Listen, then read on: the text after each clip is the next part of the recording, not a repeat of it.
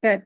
Good morning and welcome to the regular board meeting of the Calaveras Board of Supervisors on October the 8th, 2024.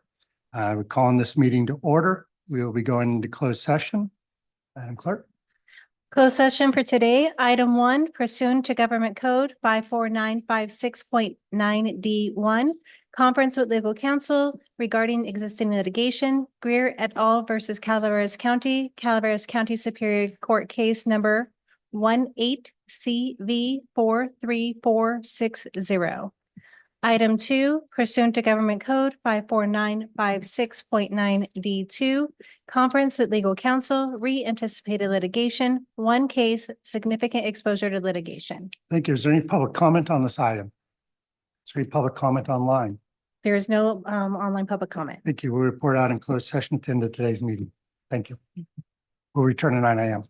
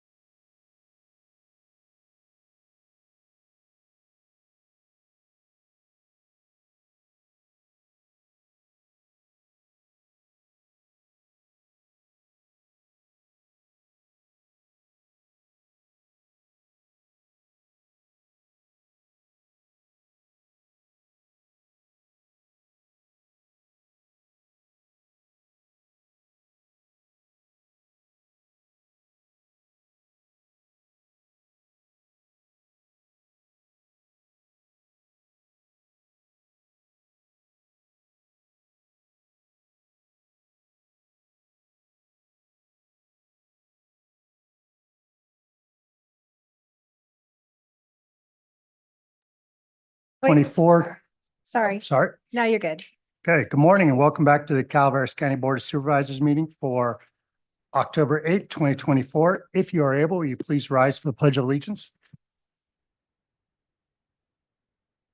Supervisor Baldo, welcome back. Will you lead us this morning? Allegiance to the flag of the United States of America and to the republic which stands one nation under God, indivisible, with liberty and justice for all. Thank you. We'll begin with staff announcements. Are we reporting out closed session? Please, would you please Okay. report out in closed Thank session?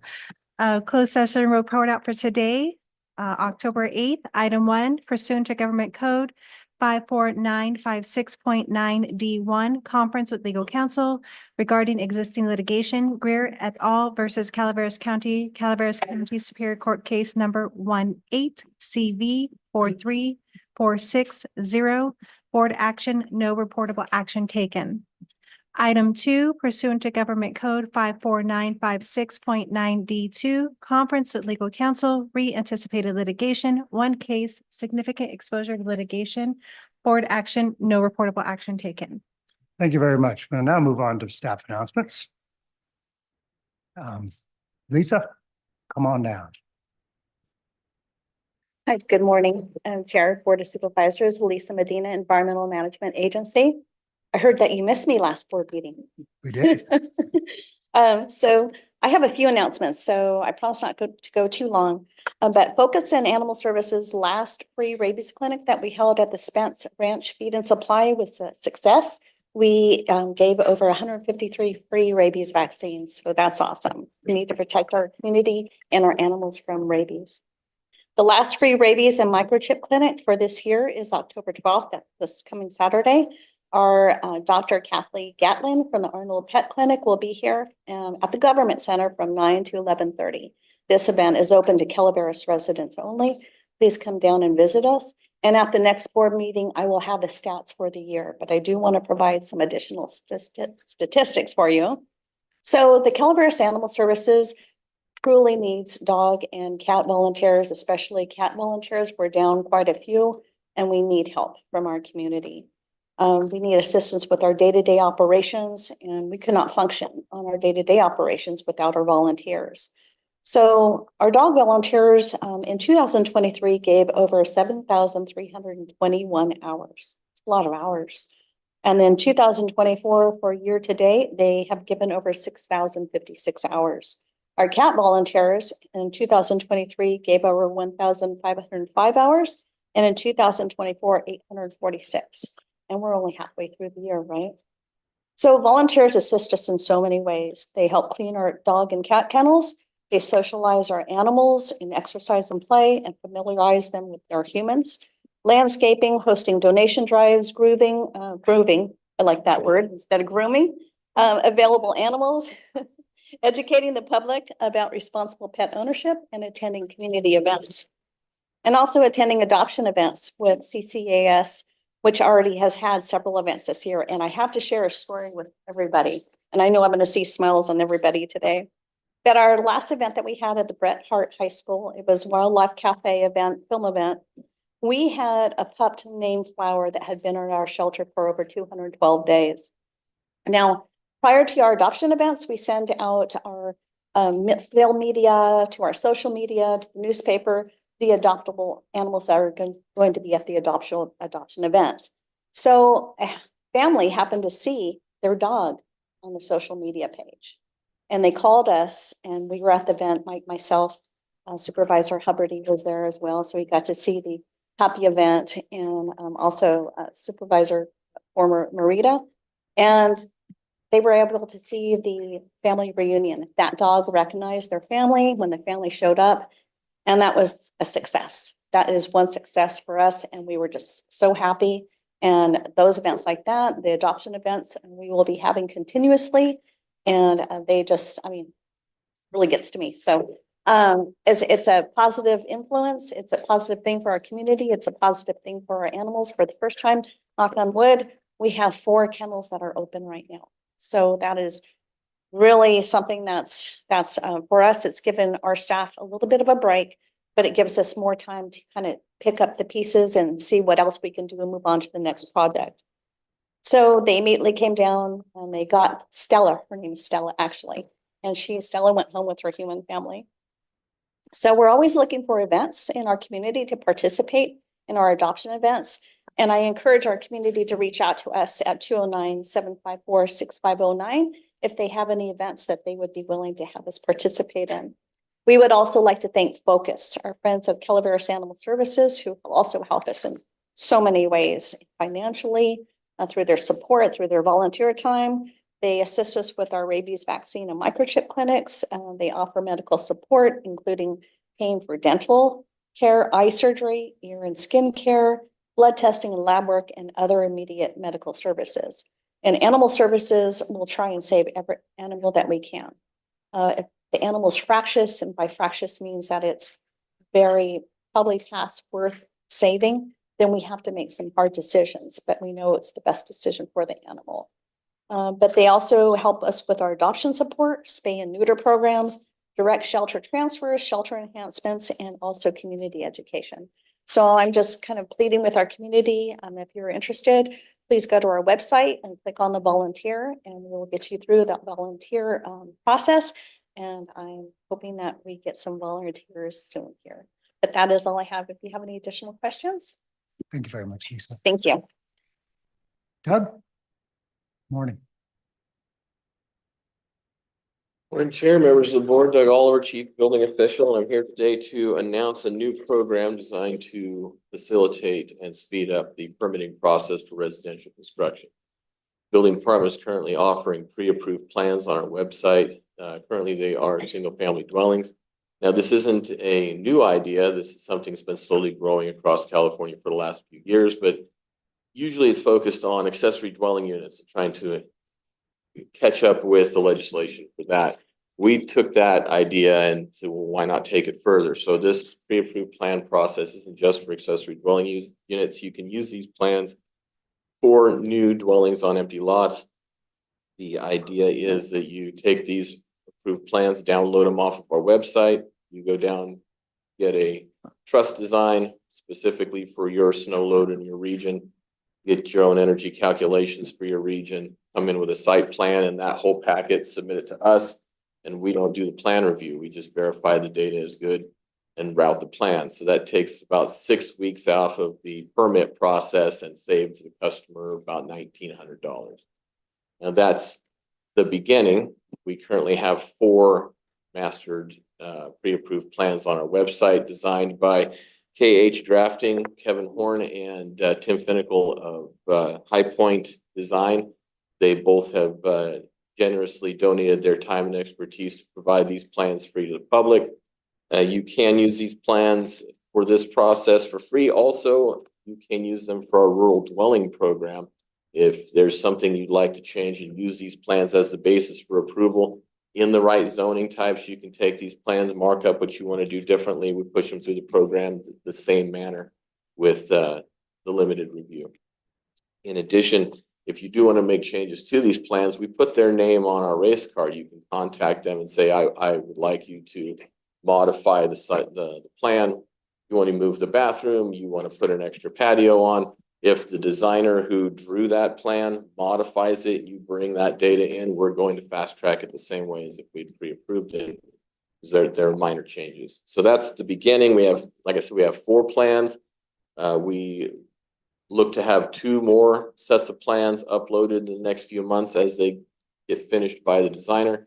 And then going beyond that, we're offering to the public pre-approval of their plans. So if there's a designer who has a specific design that he sells online or sells to the public, he or she can bring that to our office. We will do the review, approve those plans for this county, and then they have a product they can sell that can participate in this program. So we're offering that not just for dwellings and ADUs, but also if somebody wants to pre-approve a deck design, pre-approve a garage design or a workshop design that they think is going to be, popular throughout the county.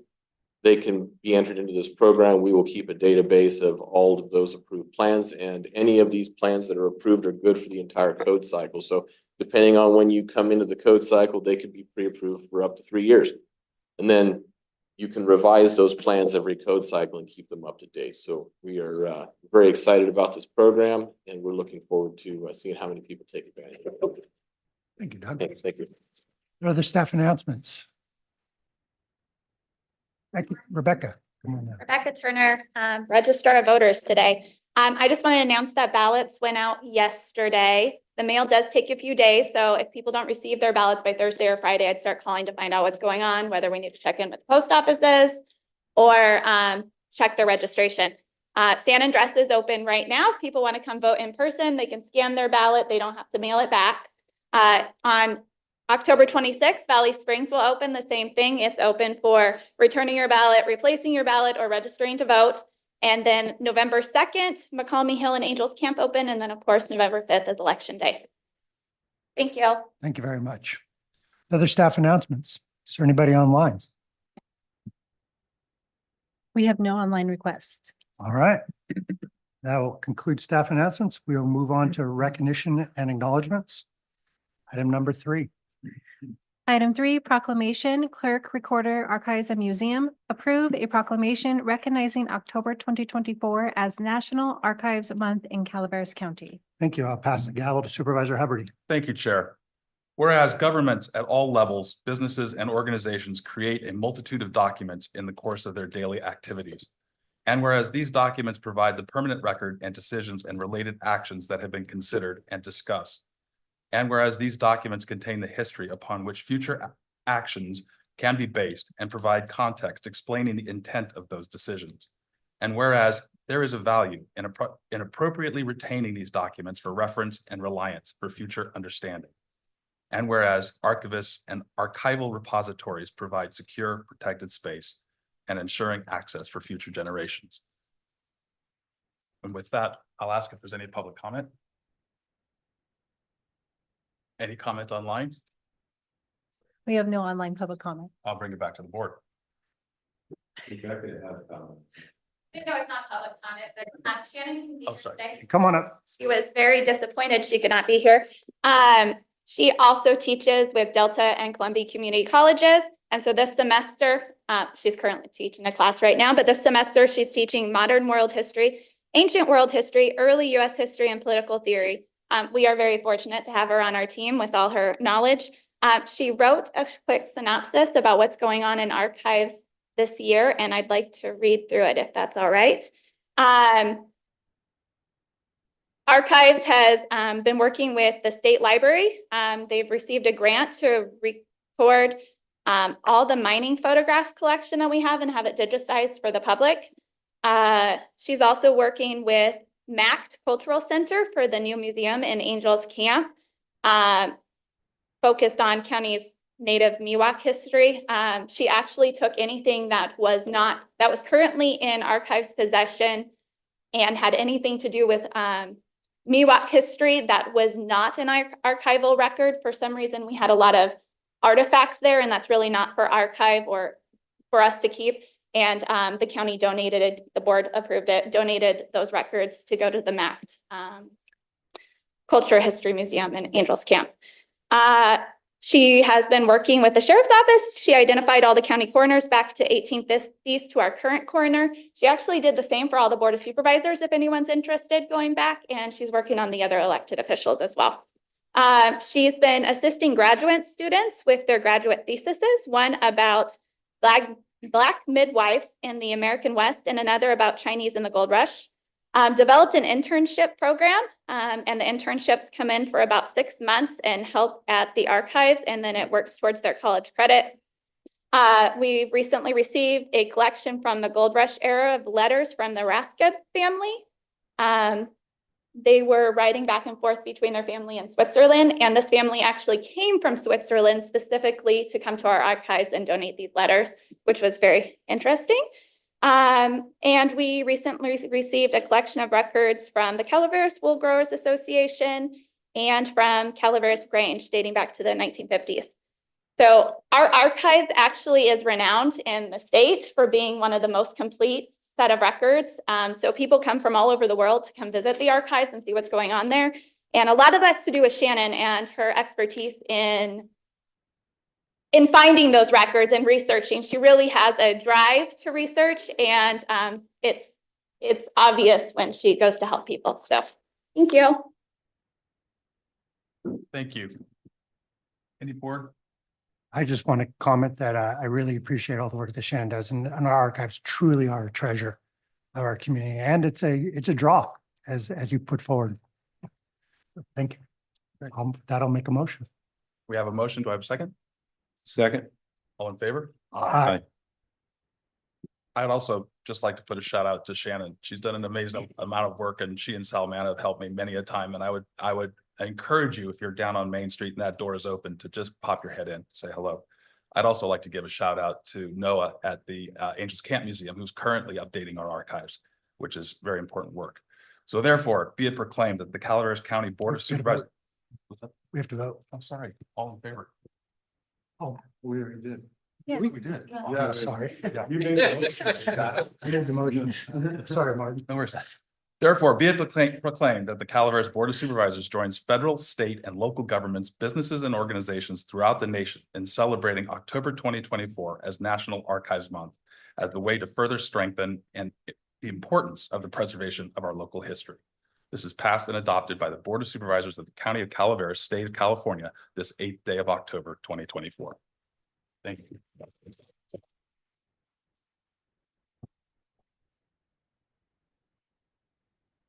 Hey, Rebecca, you have to come up.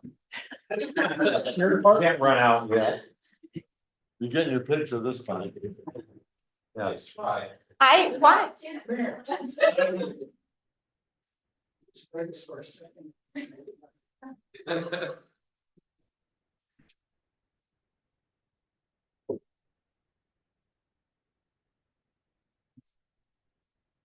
Ready?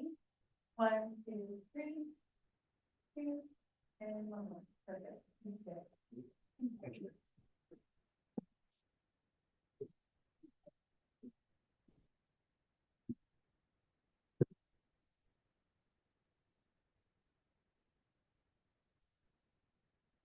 All right, let's move on to item 4.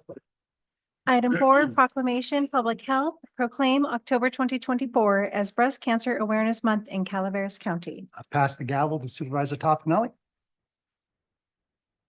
Thank you, Mr. Chair. This is to proclaim October 2024 as Breast Cancer Awareness Month in Calaveras County. Whereas Breast Cancer Awareness Month was established in October 1985 to educate women about breast cancer and pay tribute to those who have been affected by the disease. And whereas breast cancer poses a major public health challenge, and it is estimated that over 310,000 people in the United States will be diagnosed with breast cancer in 2024. And it says people, does not necessarily say women, it's people, so it's not. Whereas an estimated 42,250 people will die from this disease this year. And whereas during Breast Cancer Awareness Month, everyone is encouraged to learn about the risk factors and the importance of early treatment in the fight against breast cancer. And whereas more information on breast cancer is available at www.cancer.gov/types/breast or by calling the National Cancer Institute at 1-800-422-6237. And whereas the Centers for Disease Control National Breast and Cervical Cancer Early Detection Program provides free breast cancer screenings for low-income, uninsured, and underinsured women in every state. And whereas increasing public awareness of the value of mammograms is in early detection and treatment of breast cancer can save lives. Is there any board comments? All right, I'll open it to public comments. Any public comments? Congratulations. or weight loss. The last public event, last charity event I attended was in 2019. And it was the Breast Cancer Relief Fund, an organization set up in San Francisco many years ago by the gay population. And it was set up as a thank you to women, to lesbian women that took care of them during the AIDS epidemic. They were the first ones, and the only ones at first to brave an unknown disease, provide financial and physical support to those folks. And as part of the reason I went to that event is I have a tremendous number of gay friends. My family has not been affected by breast cancer, the males or the females. But it's important that we all embrace one another and help one another and become aware of the needs we all have. So with that, I commend you for recognizing breast cancer awareness. Any other public comments? Haley Graham, Public Health. Good morning. I just wanted to add to this and emphasize that breast cancer is the second leading cause of cancer death within women in the United States. And I love that everyone here is wearing pink today. Thank you. And if you aren't, then October 18th is your second chance. Thank you, Gary. Is your second chance to wear pink all day. So if you guys aren't today, October 18th is the day nationally where October is recognizing breast cancer awareness. And so with that, I do encourage everyone who is capable of getting screened to do so and to talk to loved ones about doing so, and encourage everyone else to do so if possible. Thank you. Any other public comments? Any online? We have no online public comment. All right, with that, I'll bring it back to the board. Supervisor Stopper, you have a comment? Mr. Toffin, I just would like to say that you're absolutely right. Breast cancer is not gender biased, but it's predominantly in women. I think everyone here, if they don't know someone close, then they've touched someone throughout their life that has been through this fight. And you know, it's hats off to the ones that have been predominant in that fight, and our hearts go out to the ones that we've lost in the past.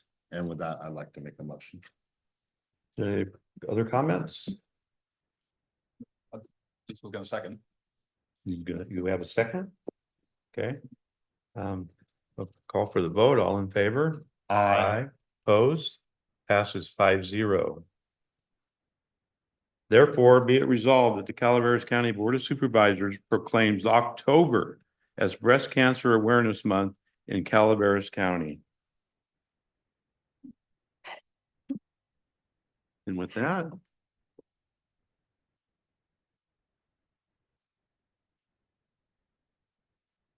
so do we have, yes. Public health. Public health.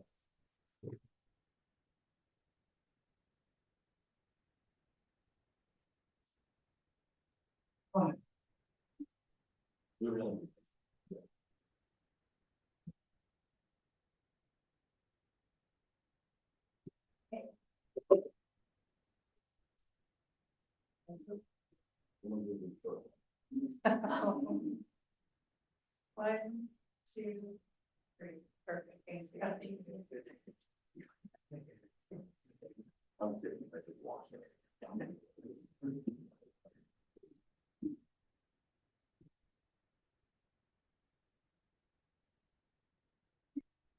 Mr. Chair, I would also like to bring up that also October is Domestic Violence Awareness Month also. So maybe we can do something on October 18th for domestic violence. 22nd, I believe. Yeah. 22nd. That's a great idea.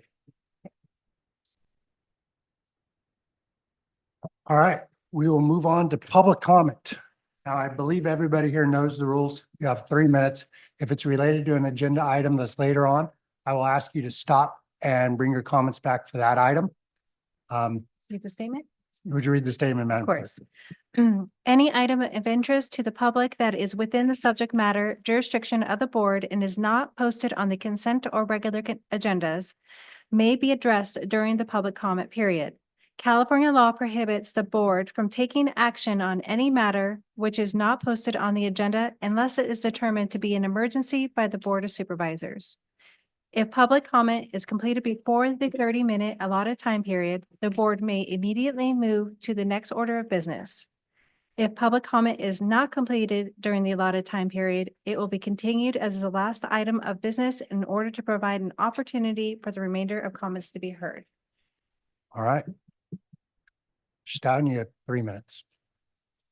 We all know each other, no need for formalities. Yesterday I was on the phone with your board clerk over here, and I was preparing some documents, and I was eating lunch, and Chewy came to me, and I thought he wanted my lunch, but he actually wanted to talk to Stacy. Chewy's my beagle. He's very friendly. He says hello. You know, I didn't bring those documents. Didn't want to upset or shock folks. What was there? We're not going to talk about what was in those documents and the photos. It has nothing to do with politics, anything else. The only reason I'm here today is I had a meeting with staff members before they had to get out in the field. Took care of that situation. Finding something to talk to you about, and I can talk to you about something really interesting. This shirt is from 1990s. Most of my clothes, I bought quality clothes. They last. What can I say? But also that year, I met somebody, and his name was Rafael Gayon, and he was down in the Chiapas region in Mexico. He was fighting for the rights of indigenous people, the Mayan descendants. But he said something that always stuck with me. This was the beginning of the commercialized internet age, where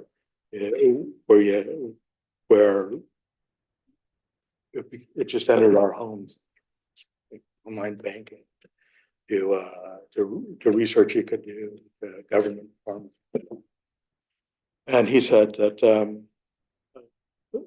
we're going to see what happens when the real world collides with the virtual world. And I thought that was very insightful comment. And we are seeing what happens. And in Calaveras, you're seeing what happens. Virtual world collides with the real world. And how we're ignoring the poorest among us. We're not providing them with the services that they need. So, with that said, not much said, there we go. Harry?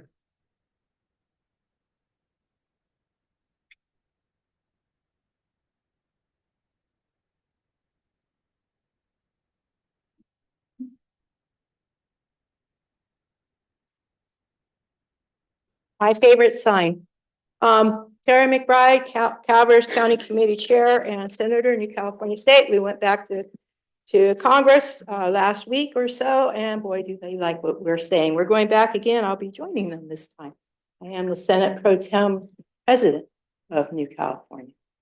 So what I want to read to you, what you need to take a look at, first of is 1026. This is copy pasted directly out of California legislative law a few years ago, a little harder to find.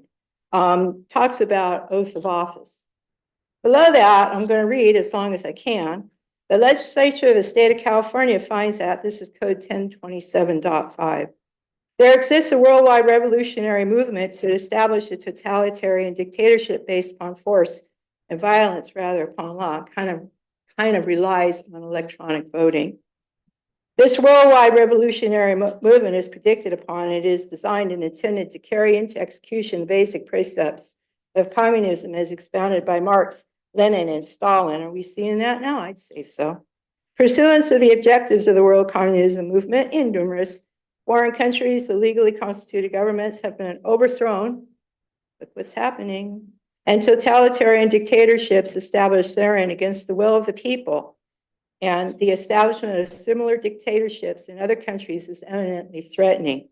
The successful establishment of totalitarian dictatorships has consistently been aided, accompanied, or accomplished by repeated acts of treachery, deceit, teaching of false doctrines like boys are girls and girls are boys, teaching untruth together with organized confusion, insubordination, and disloyalty, fostered, directed, instigated, or employed by communist organizations and their members in such countries.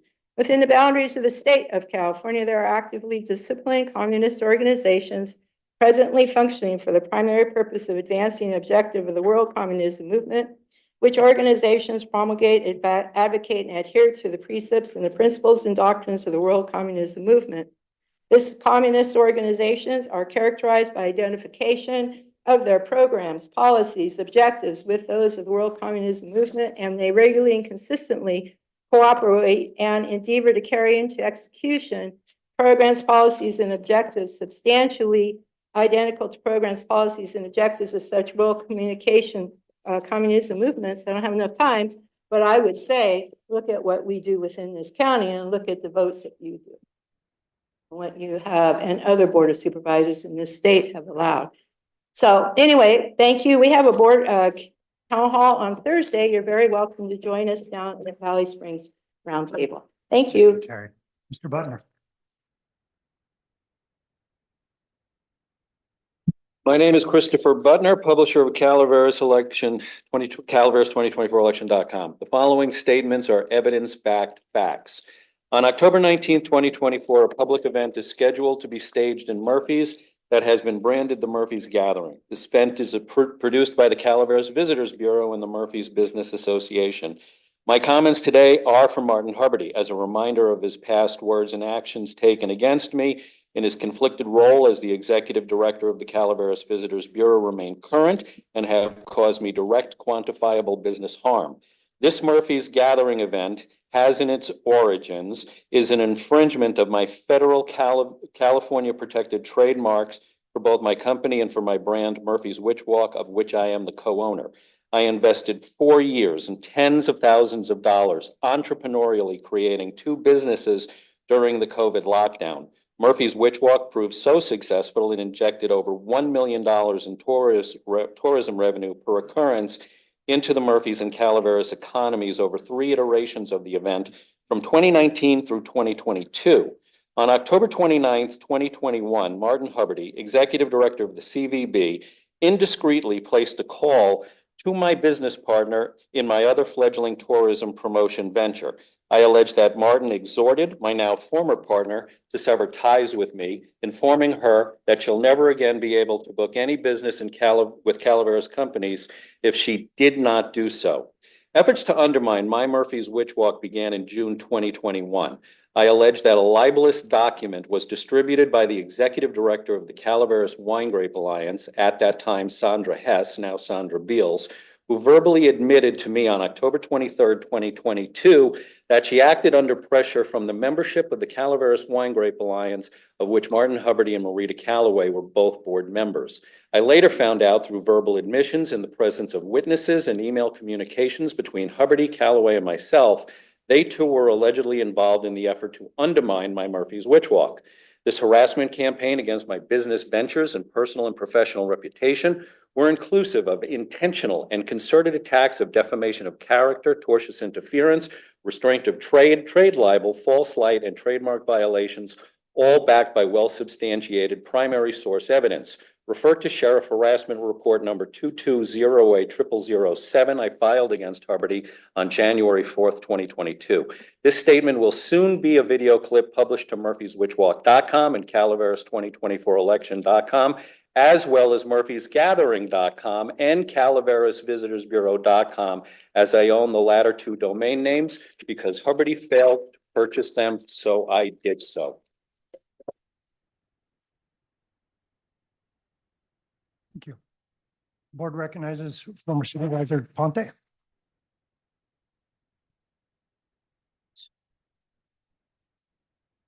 Good morning.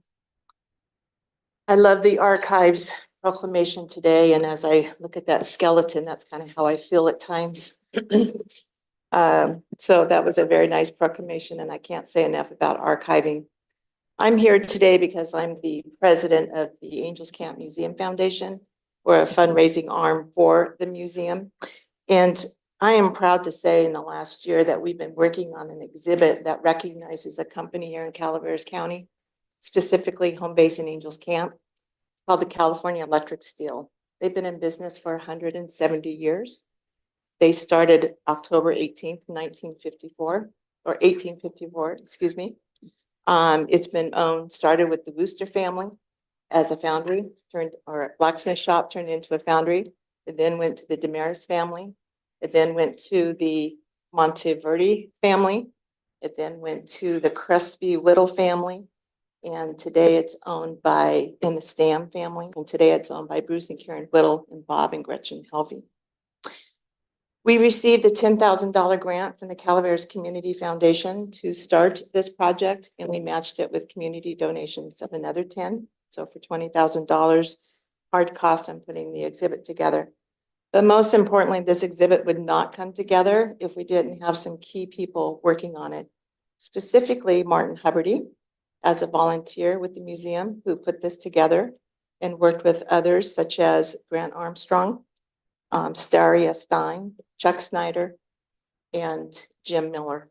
And it's with these folks working with the current families that we were able to put together the exhibit. I sent invitations to you. Hopefully you received them. We are acknowledging this family at the Wild West Fest on Saturday, October 12th, this Saturday at noon. We have various dignitaries coming in. We have past and former employees coming and honoring the family and opening up this exhibit. So I'd like to share this with the board.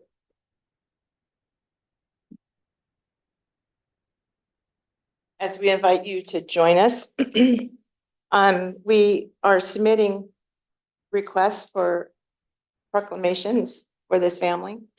And I don't know if the Board of Supervisors of County has that information, but we will be sending it. And I would ask that you consider perhaps honoring this family at a future board meeting with their proclamation and invite the various owners of the company and perhaps the employees to it. I think it would be well deserving. I can't think of another business that's been in existence for 170 years in Calaveras County. They are the longest running, continuous running, family-owned foundry west of the Mississippi. And that has recently been acknowledged by Congress. So we hope to have Congressman McClintock here too. Thank you. Thank you very much. Okay. Sir? Hello, my name is Robert Murray. I'm a resident of Mountain Ranch and a business owner of Mountain Ranch.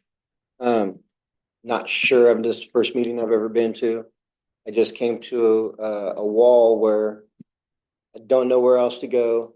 There's a couple of issues that I have with my business. I'm battling with an illegal food vendor in my area that has been ripping my business down and tearing my community apart and dividing it. That's the one issue. The other issue is this promoting business, trying to get business up the hill to me. I put up signs. There's some sign ordinance that says you can't promote your business off-site.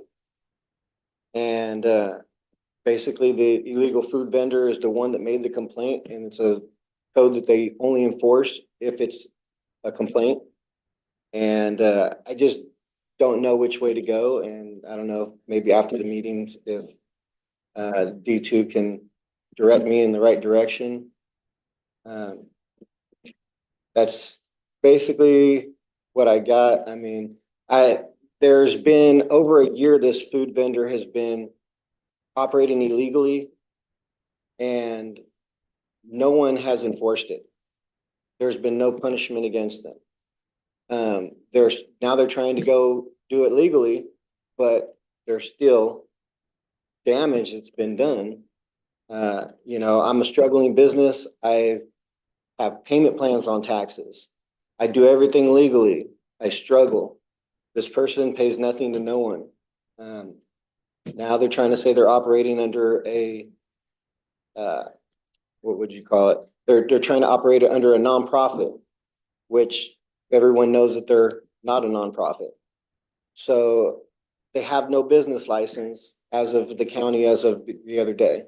And I just don't understand how they're still able to operate every single day with no punishment. And, that's all I got so far, but I don't know if I'm in the right place, but. Thank you. All right. And you could probably touch base with Miss Medina there on your way out, right behind you. Lisa, you want to raise your hand? Okay, great. Are there other public comments? Are there any? None? All right, we'll move on. Thank you very much. We'll move on to the consent agenda.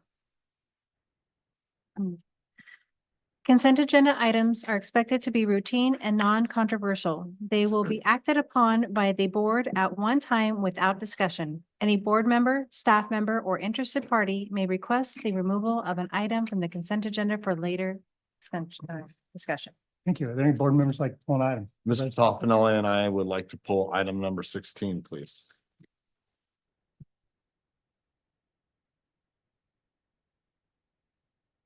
Any other items? Are there any items in the room that would like? Captain? Good morning, Chair. Good morning, Board. Anthony Eberhard, Captain, Calaveras County Sheriff's Office. I need to remove item number 15. I plan to bring it back later date, November, early December.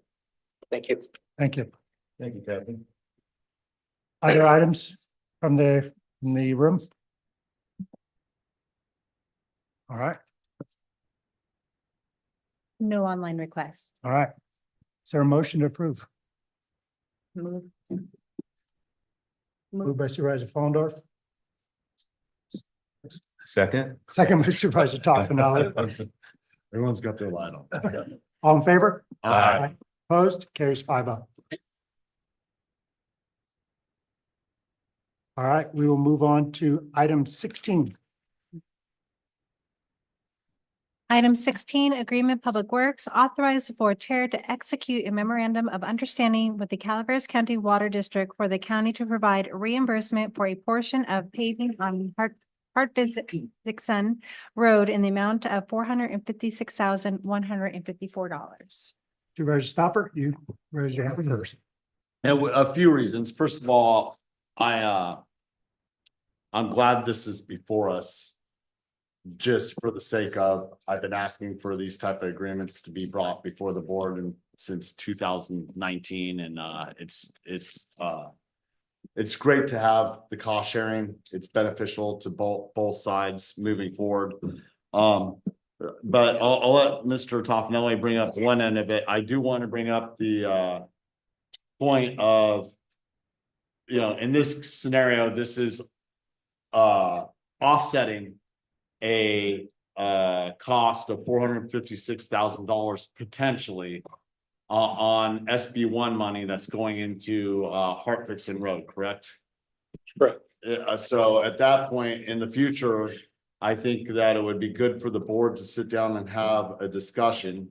I've talked to you, Mr. Pedro, about this and do a study session because these SB1 funds, when they're located to certain areas or districts per se, it's about mileage of road, consistency of use said roads. I mean, there's a lot of things that go into the location and which district gets how much money and how we move forward. We need to have the discussion on these offset dollars in the future because I think we have a concern. Vista del Lago was between Mr. Toffenelli's and my district. There's recently an offset from PG&E. I'd like to know where that money went and what it's being used for. So and in the future, I think that guidance, as Mr. Pedro had brought up to me, would be a good thing from the board so that when offsets like this happen in specific districts, we need to give direction as a board on how we want to reuse that money and where. Personally, you know, probably get what my opinion is, but I'll leave that to the time of the study session. And Mr. Toffenelli has more to bring up, which I completely agree with also. Supervisor Toffenelli. Yeah, I have several concerns on this because it just, when I read it, it just wagon trail flashes in front of me because this is estimates. We're talking about estimated values here and where it's going to be in 2026. I don't know. My opinion is that we were supposed to do it in 2021, but we held off. They haven't done anything, and apparently they're not going to get done until 2026. So why are we paying them $456,000 as an offset to pave it? Why aren't we paving it, going to do the paving in 2026?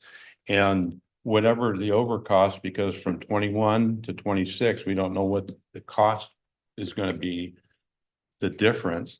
Why aren't we paving the road and then offset whatever the difference in the cost from 2021 was to whenever we get it paved? So we're doing the work based on 456,000 or whatever the cost was in 2021. And they reimburse us what the difference is because we weren't able to pave it in 2021. If you understand what I'm saying. Yeah, it could, Robert could speak to probably the history better, but I could say it could have gone either way. The way this is written, though, it does put a $500,000 cap on the county's responsibility unless it comes back. Okay, and that's where it gets the wagon trail with me. We had caps on change orders, but because it said estimate, and this says estimate, that those caps didn't apply.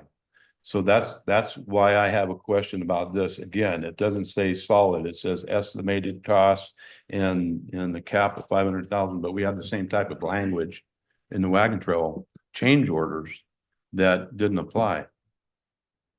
Yes, sir. Good morning. Good morning. Right now, CCWD has a contract to perform quite a bit of work on those roads on Hart Vixen. The intent is that contractor working under CCWD is going to complete the paving of the road. And so then there's not going to be a contractor under the contract with Public Works to do the work. We're using CCWD's contractor, and the amount that was calculated to be the amount that the county will participate in with CCWD is based on the impact that CCWD has on those roads. So that's been calculated. And I understand what you're saying, that there is a cap. This agreement right now is intended to we're trying to show with CCWD how much we're able to participate with so that CCWD could go forward with their work. Yeah. So it's kind of opposite of what I was thinking. So at this point, we're only obligated up to that amount. CCWD is doing the work. So if the costs go over later on, then CCWD is going to take on those costs, not us. Well, if I may interject, Okay. because I did specifically draft some language into the proposed agreement that was provided by CCWD. And of course, you know, I'm certainly not going to sit here and say that unexpected changes don't take place. Change orders may not come forward. There is an element of the unknown there. Absolutely. What we did write into this agreement. First of all, these prices are based on my understanding is CCWD did bid this. They have a contract. So these are not speculative numbers. They're the actual contract numbers. You're right that, change orders could come forward. We wrote in that, to the extent there are proposed change orders that affect the county's work. And when I say the county's work, I mean the work that the county is responsible for reimbursing CCWD for. The county has to have an opportunity to review and approve those change orders, and there is a cap. And so I can't sit here and tell you that there won't potentially be proposed change orders that the county is asked to approve. If those go over, take the total amount that the county would be reimbursing over 500,000, those do have to come back to the board. So we attempted to put in some controls, but yes, there could be change orders. Yeah, there are.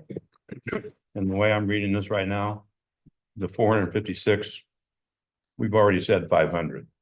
It's already written there, 500. So 456 is and we're saying it's a cap, but it's not going to be a cap. I just see this as 2 years too early.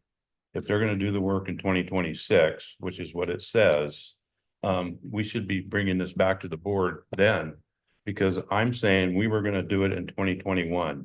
And the cost of asphalt and labor and everything else back in 2021 was here versus 2026 up here, or even 24 that you're saying the contract was.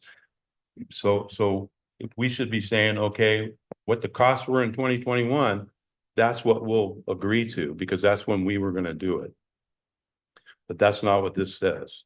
And that's not what the cost associated with this. And it's already says in excess of $500,000. That's already an open door. I don't know why that's in there. If it's 456 they agreed to, then it should say 456. And yes, it can come back to us, but it doesn't mean that it's going to finish the job. If we don't agree to the change orders, if it comes forward in 20, then it's not going to finish the job. They'll just walk away because we didn't agree to the change order. It's similar to another thing that's coming up here, the wagon trail. I can see it written into this regardless. I think it's 2 years too early. I think it's not based on the what it should have been based on 2021 costs when we were going to do the work. So I can't support it. I'll tell you just right now, I just can't support the way it is. Stopper, do you have anything you'd like to? Yeah, the original location for SB1 funds for heart fixing in its entirety. What was the total? Can we get a number what we were originally going to invest in heart fixing for the SB1 funds, Robert, for repaving? Yes, I don't remember that number. Okay, it was like over $1 million. I can't remember the exact number off the top of my head, but it's like 1 point some odd $1 million a location. So in this scenario, it's a bid by the contractor from CCWD is already in. So those numbers are locked without change orders, Mr. Toffanelli, and that's all part of the real world. But I foresee that this is the first step towards obligating our part, but obligating CCWD into finishing the work, and the potential savings overall is a risk that I'm willing to take and support this moving forward. I completely hear what Mr. Toffanelli's concerns are, and for a majority of it, I agree 100%, because we live it every day with everything on cost of living and everything moving forward in the future. And as we got to find ways, where we can possibly lock down these contracts better, but with the way things are and change, the real world and changes going forward, it's going to be hard to find a way that's going to cover all the bases for Calaveras County, so that we don't get somebody, just put it the way, sneaking up behind us, and so I'm gonna have to support this moving forward, because even with the risk, the savings outweigh the risk. And I understand what you're saying, and not that I don't disagree with you, but I just see some potential here that could be maybe changed in the verbiage in the way this is written, because I'm just looking at it, it's already a $500,000. And we were going to pave it in 2021, and the costs in 2021 were substantially lower. But we held off them, and they didn't do the work, and they still haven't done the work, and they continue to put it off. And I don't know why. I'm not I'm not part of that board or anything to do with it, but every year or time that they put it off, the costs are gonna rise. And that's where I'm at. I know we're committed here, but again, it says estimates, it has some of the verbiage in here that we've heard. And if there are change orders for whatever reasons, it's gonna come back to us again. But it doesn't mean if we don't approve the change orders, much like this other project, that the project's gonna get done. Well, I agree with Yeah. you. We aren't carrying the note. It's like this other project, not. Wagon Trail, we took that from Caltrans. I which understand. A long time ago, before any of these people were on the board, while you're off the board, Mr. Toffenelli. And that's a huge responsibility that we'll have to look at in the future on making our decisions wisely. But in this scenario, they're taking on the responsibility.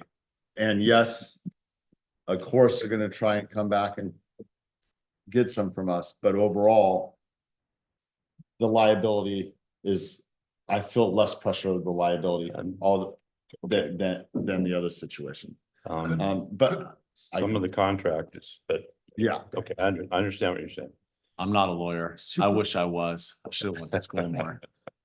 You could. I could go take the bar, but you know what? Sarah's not gonna sponsor me in that, so we're.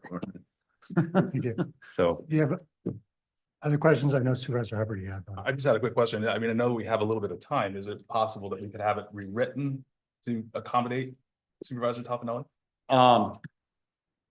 It's agreement that we already potentially struck with CCW, although it's not approved by, is it approved by their board yet? I don't know the answer to that question. Their general manager did sign it. My presumption is that he obtained the appropriate authority to do so, but that's obviously not before this board. I am unaware of any reason why we couldn't propose changes. We would have to be specific about what we want. I would be in favor of it if we could rewrite it to where it's a $456,000 cap. That's it. $456,000 portion of it. If some things happen, they're on the hook for it because it was supposed to be done in 2021 and they've carried it on and they're not going to be done until 2026. So I would be in agreement because the way this is written, there's open, like you said, for a lot of different things. And I'm just learning from what we've gone through over the last 2 years, trying to get things that this is it. If we're 2 years away from it, is it possible that we could say 456 or even say the $500,000 and that's it? We're done. That's our fortune. I'd be open to more discussion as long as that doesn't burn any bridges moving forward. Also, I'd like to bring up, you know, we're supposed to, you brought up that we're supposed to pave it in 2021. We had already put it off for 2 years prior to that, because this potential project. So the ongoing cost has gone up exponentially, as Mr. Toffenelli said, and it's continuing to go up. This project is supposed to be done near the beginning of this next year, and now it's already being pushed back to 2026. I mean, and the goalposts keep moving on this situation. So I think, you know, possibly even more so in the project with a fixing is like, if the goalposts keep moving and there's more things that come up, then we're gonna have to sit down and renegotiate the MOU based on the real world and the facts that have moved forward. And if you've driven on Hart-Vixen, it needs paved. It needs paved. It was needed paved a long time before the original 2020 time. So Okay, Craig, you have a rebuttal? Just a comment. It's pure policy decision, you know, here, but I wanted to remind the board, we have, I think these are wonderful agreements where we cover this superior for the public in every which way. But also remind that the door swings both ways, and you just approved not long ago a contract related to, I think it was an Arnold road system. It took a long time to get it done, and PG&E paid more. Yeah. And so, you know, we got to be careful because if we, you know, an ironclad limit on, you know, when it's reversed as in this case, if we, you know, might be asked the same way, PG&E may not have paid as much for the roads that we just did that just a month or so ago with the sport. Yeah, but they didn't pay a lot for Vista del Lago. They didn't even grind it smooth before they micro. Well, it's policy. I just wanted to inject that. Maybe up where you're talking about Murphy's is separate, but Vista del Lago, they didn't. Harvick, after the line they put in Harvest, it's gonna need to be get it done. I'm thoroughly in support of the idea and us getting the funds back. So I'm personally willing to move forward with this at this time. We've checked. Looks like you want to. Let's do some public comment, and then if you want to make a motion. If the board, yeah. Public comment on this item, you have 3 minutes. That's 15 minutes of my time that someone never gonna get back. God. I agree with both of you. Because I didn't listen to it after a certain point, and I just wanted to hear it get over with. But let me tell you what I am pleased with. What I am pleased with here is that you're taking the time to look at to take into the account the fine details when it comes to roads and bridges in this county. Back in March 18th, 1955, a U.S. senator who ran to the floor and wanted to read in a letter that he received from a county supervisor in Jackson, Missouri. That county supervisor, he didn't state what his accomplishments were after being a county supervisor. He just stated that they had some of the best roads in the country. And that had started with this county supervisor. Roads and bridges, public safety, that's what people care about. That county supervisor was Harry Truman. After leaving office, he wrote that letter. And I won't go into the details of that. But it just goes to show that you'll be remembered for long after you may have accomplished other things, that you'll be remembered for roads and bridges and the safety that you provide. So there we go. Thank you. I still have 1 minute and 23 seconds, saying as you took 15 minutes of my time, I should use that, but I won't. Is there other public comment in the room? Is there public comment online? We have no online public comment. All right, I'll bring this back to the board for action. Is there a motion? I'll make a motion to approve. Motion by Supervisor Stopper. Is there a second?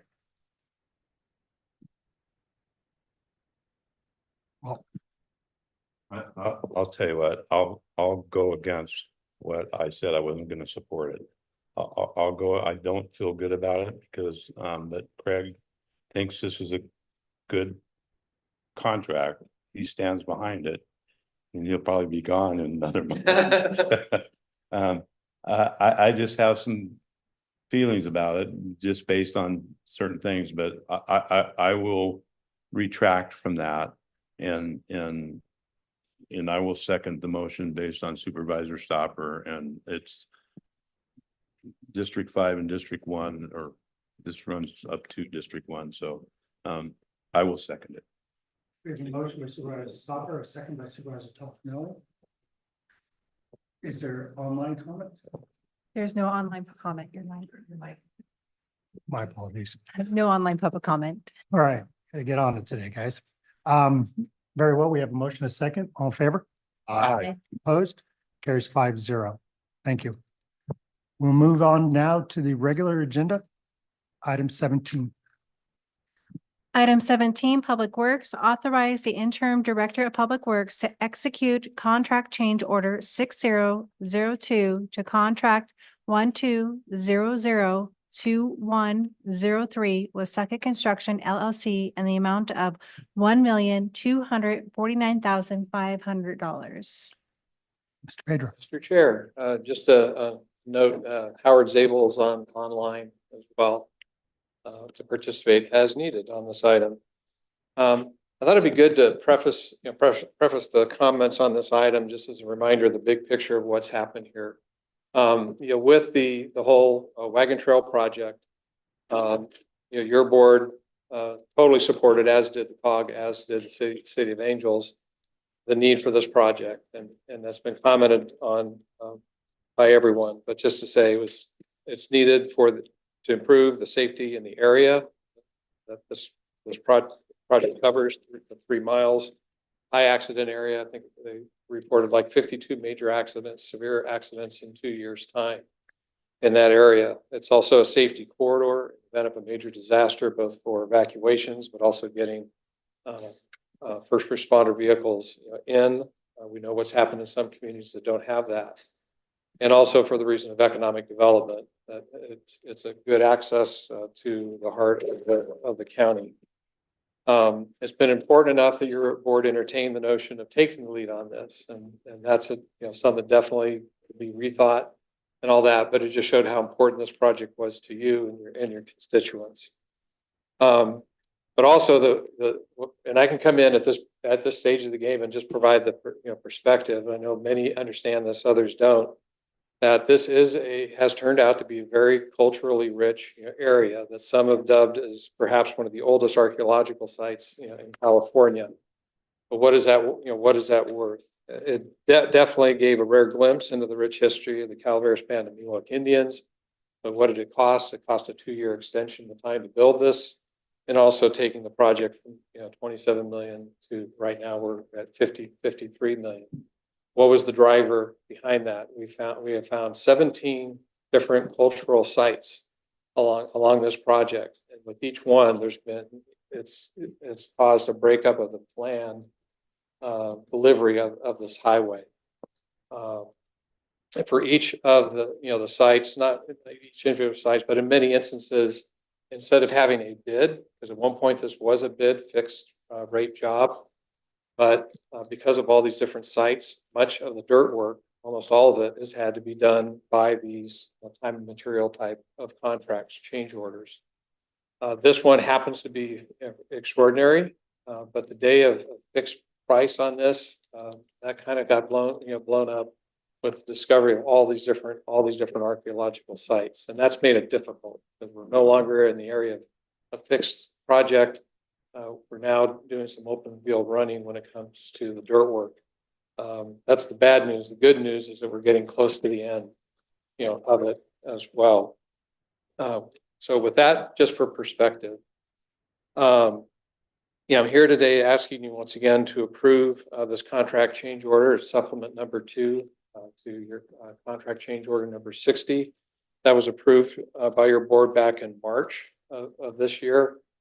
As is chronicled in the original report that I came to you with in August, we found that the original amount that was put into that original change order, number 60, was woefully underfunded. And we did find that out late.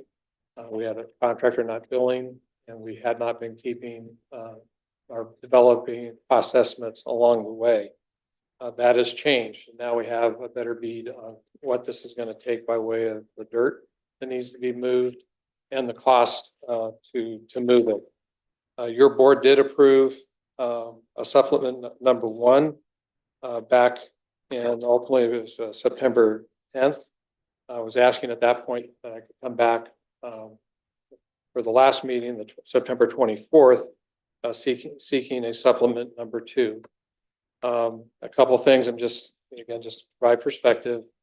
We felt it was important to change the basis upon which we projected our future roadway excavation, and that was tying into a flyover topo provided by Sukkot Construction. We see no advantage to them to be, we should be concerned about that, that number. It'll ultimately be proofed out with our own independent flyover at the end of the project. What that showed is we still had 84,000 cubic yards of material to be moved. Staff provided a breakdown of what we thought that would cost to finish that dirt work. That supplement number 2 is envisioned to cover about 51,000 cubic yards of material at a gross cost of $1,249,000. Rounding. It was predicated upon an estimate of $24.50 per cubic yard. and this is the better part of the presentation. I'm pleased to report to the board that what's happened since I was last before you is the cost per cubic yard that we've been experiencing is now down to about $17 per cubic yards. If you play that out over what we've already paid, what has to be done, up to that $51,000 of cubic yards of material, we will save roughly, we're on track to save roughly $300,000 compared to what we were discussing when I was last here before you. That's really good news. It needs to be borne out in the field, but I see no reason to think that we're not going to continue to experience that lower cost. Actually, in the last, say, week or so, they've gotten so efficient the way that we're able to approach the work now, because there's a lot more given out in the field. There's not a lot more dirt to move. A lot of the roadway has been built. We're fairly confident that we can keep those numbers down, and I've observed and heard how the contractor's approaching it, and I'm confident that we will continue to see these much lesser costs per cubic yards values that we've seen. So potential $300,000 savings on this potential on this supplement number 2 that I'm presenting to you. Also in the staff report on the top of page 3, there's a breakdown that gives you the whole history of these change orders. We were contemplating, still haven't just disclosed that there could be a supplement number 3. But if we continue to see these kinds of savings and cubic yard costs to move dirt, we may not need a change order number 3. We won't know that until we get into next year and see what the work actually is for us. But at least at this point, it looks like we have as good of information as can possibly be presented to you at this point. I'm pleased to be able to report what I've just shared. And again, just recommend today that you go ahead and please pass this so that we can get that change order, that supplement approved. We can pay our contractor and again, have authorized legal authority to have this work being done. So with that, I'll stop, see if there's any questions. Questions from the board, Supervisor Topper? I just want to thank you, Craig, having you be willing to come here and help us out throughout this is really brought a team together over here and started to get a better grip on things, or how things are going, especially with all the cultural issues. I wouldn't say issues because it's a reality, but the cultural things that come up through. I wouldn't say savings. I would say thank you for the reduction of the overrun. Because I don't see it as savings, but you know what? That's $300,000 less that we're over now. So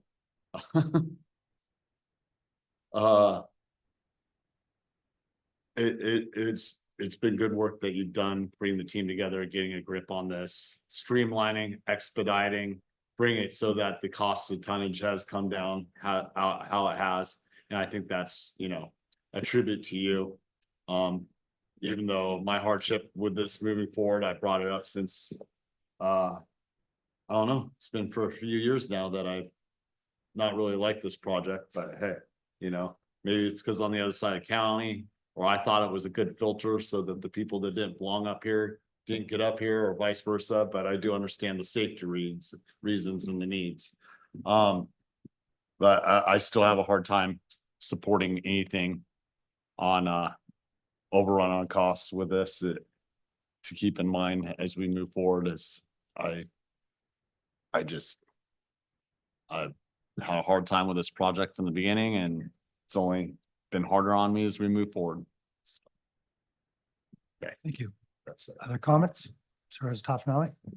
Yeah, I echo him and thanking Craig for coming here and helping us and getting a handle on this thing. And you've really done a great job in bringing us forward. And I truly appreciate that.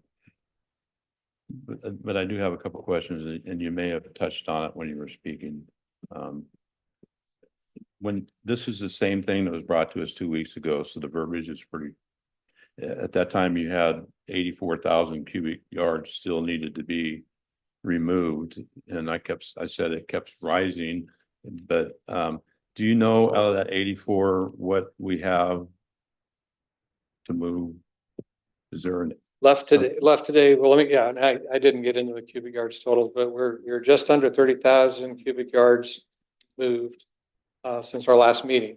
so for That the much last 2 weeks, 30,000? has been moved. So just rough math. So we were starting at about 51,000 left.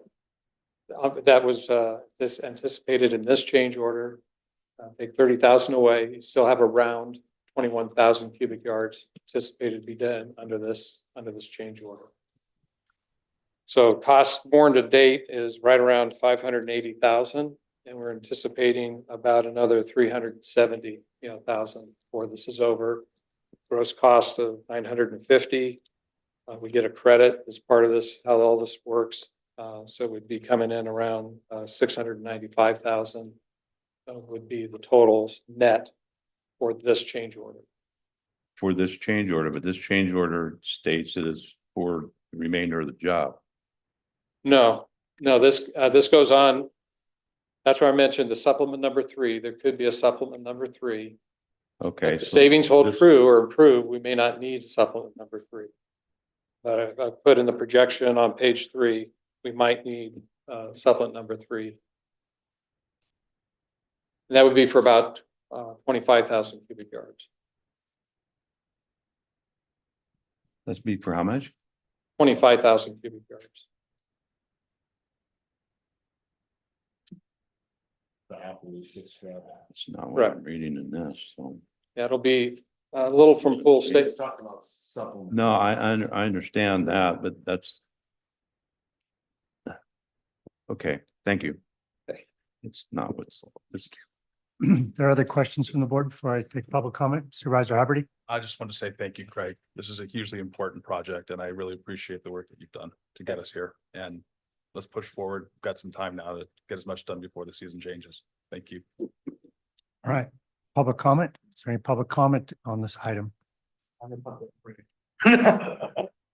First off, there's no need to be nice to him. He's gonna be here for another 4 months or so. So at that time we should be nice to you. In the meantime, let's work with him. Realize, Mr. Garamendi, your vote doesn't count. Hasn't counted for months now. The last time that we could have stopped this project was back when you voted on the wall, the EMS or SME or whatever it is, wall. And at that time, you could have made the decision to turn it over to the state of California, ask them politely, beg them to take the project. At this point, you are stuck. First off, you have to get this work done and seal up for winter time. And if you stop the project and try to do it in another way, Mr. Tofinelli, I'm speaking. Okay, but you guys are reading something instead. Please continue. Okay, let me go back here. We'll take a look at this again. You're pretty much stuck on this project. There's no backing out of it. The state of California will not take it over. Perhaps phase 2. Perhaps you should look at phase 2. I'm not saying whether this is a good or bad project. I think it was well-intentioned. And back in 2002, it was identified. 2012, the county started working on it.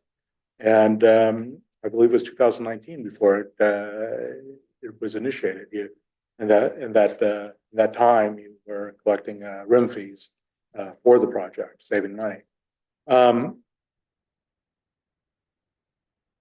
I'll take that back. This is a worthwhile project. Anything that improves the public safety is good.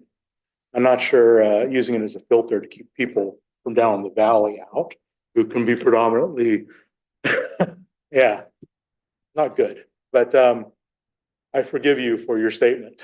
We have to be sensitive to all. And with 50 seconds remaining, I want to I can be nice to Frank Pedro. He's a wealth of information. The state of California has been a wealth of information. And Robert Pattinger, he did what he could do up to that point. Things were different. things were different. Since Mr. Pedro has come along, yes, things, but that's just the nature of construction. That's just the nature of construction. So good words to Mr. Pattinger on this one as well. Thank you very much. And thank you, Craig. I like this guy. He's audible, nice, and very well informed, very knowledgeable. So with that, I'm not going to be here for this next item. It's culturally sensitive to me. Take care.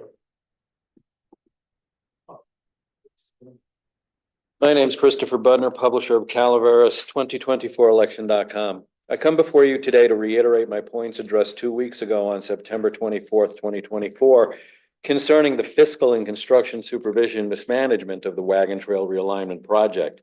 As a concerned citizen echoing Supervisor Garamendi's stated worry that the project could bankrupt the county, I contacted Caltrans, urging the agency to be present here today and to take the project over from Calaveras due to the county's inexcusable mismanagement, with the Wagon Trail Realignment Project now approaching $29 million over budget for what was to be a $24 million first phase of the project. Also inexcusable is the failure to have initially and subsequently employed drone-based ground penetrating radar at the construction site to effectively map subsurface features such as rocks, boulders, and potential concentrations of cultural artifacts. Any entry-level drone with highly sensitive ground penetrating radar may be purchased for $4,000. Also inexcusable is the failure to have initially and subsequently employed drone-based surface contour mapping at the construction site to effectively map surface features and distortions, indicating potential concentration of cultural artifacts. A drone for this flyover topography can map 400 to 500 acres per day and should have been repeatedly utilized. It's incomprehensible that this county and its public works department has been penny wise and millions of dollars foolish to not have insisted upon this relatively low-cost aerial surveys to avoid the preventable fiasco of the Wagon Trail Realignment Project cost overrun.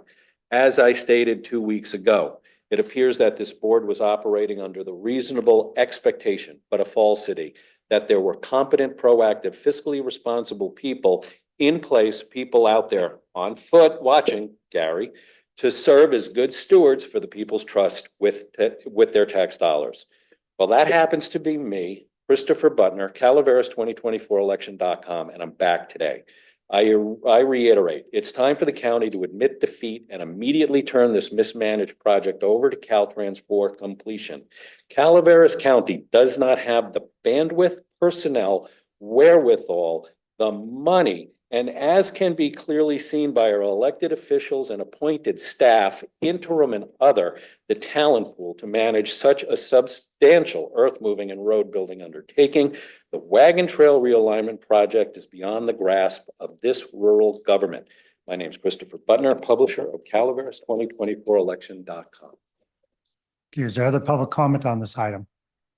Public comment online. Mr. Zabel does have his hand raised online. Mr. Zabel, you have 3 minutes. Thank you, Mr. Chairman. So just, I wanted to kind of reiterate what Craig had said, and just to provide a little bit of clarification on Supervisor Toffanelli's question as to the quantity remaining. There were a few quantities that were mentioned that Mr. Pedro mentioned, but just to kind of summarize. So as of August 26th, there were 84,000 cubic yards remaining.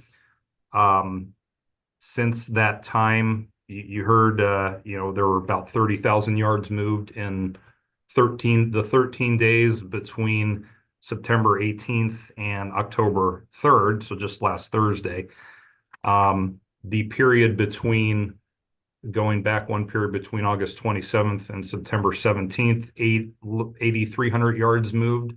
So the net estimated cubic yards remaining for the entire job, not just for this change order, not just for the season, is 46,420. Again, it's an estimate based on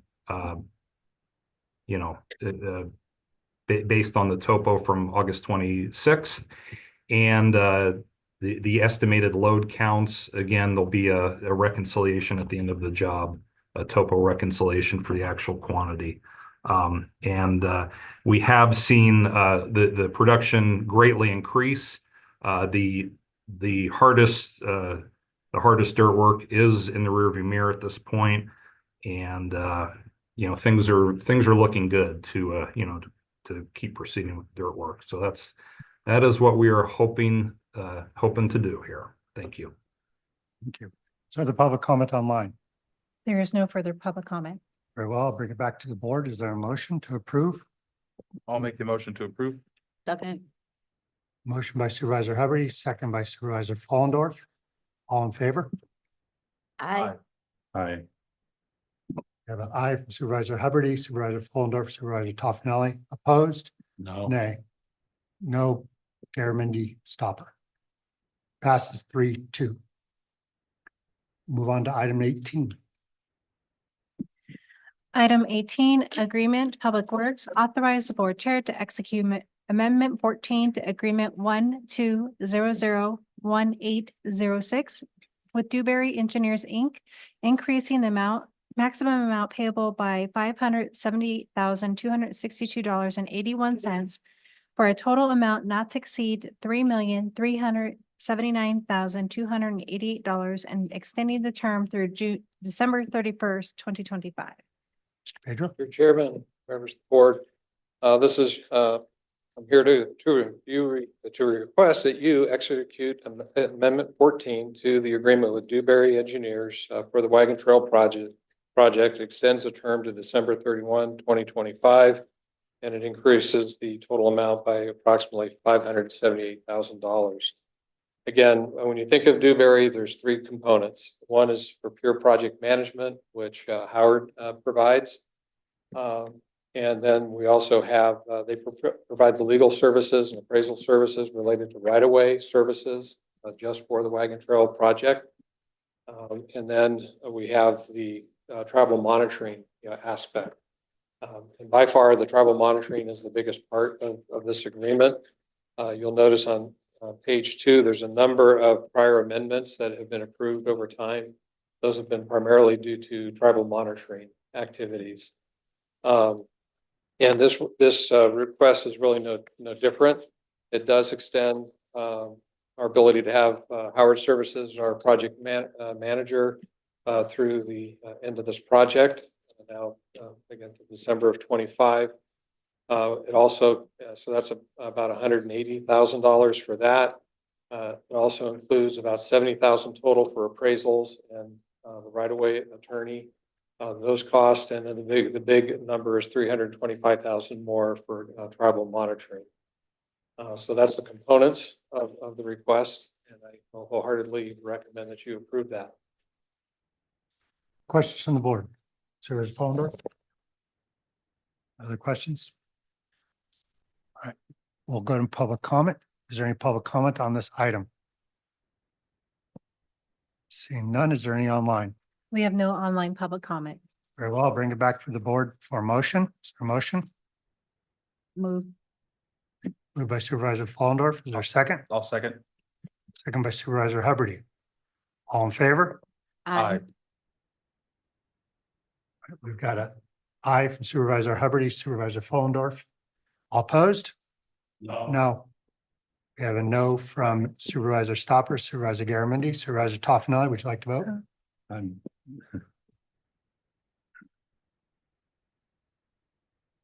So what happens if we vote no here? Well, tribal monitoring will stop. Any support for right-of-way services will stop, and I probably lose my project manager and his support.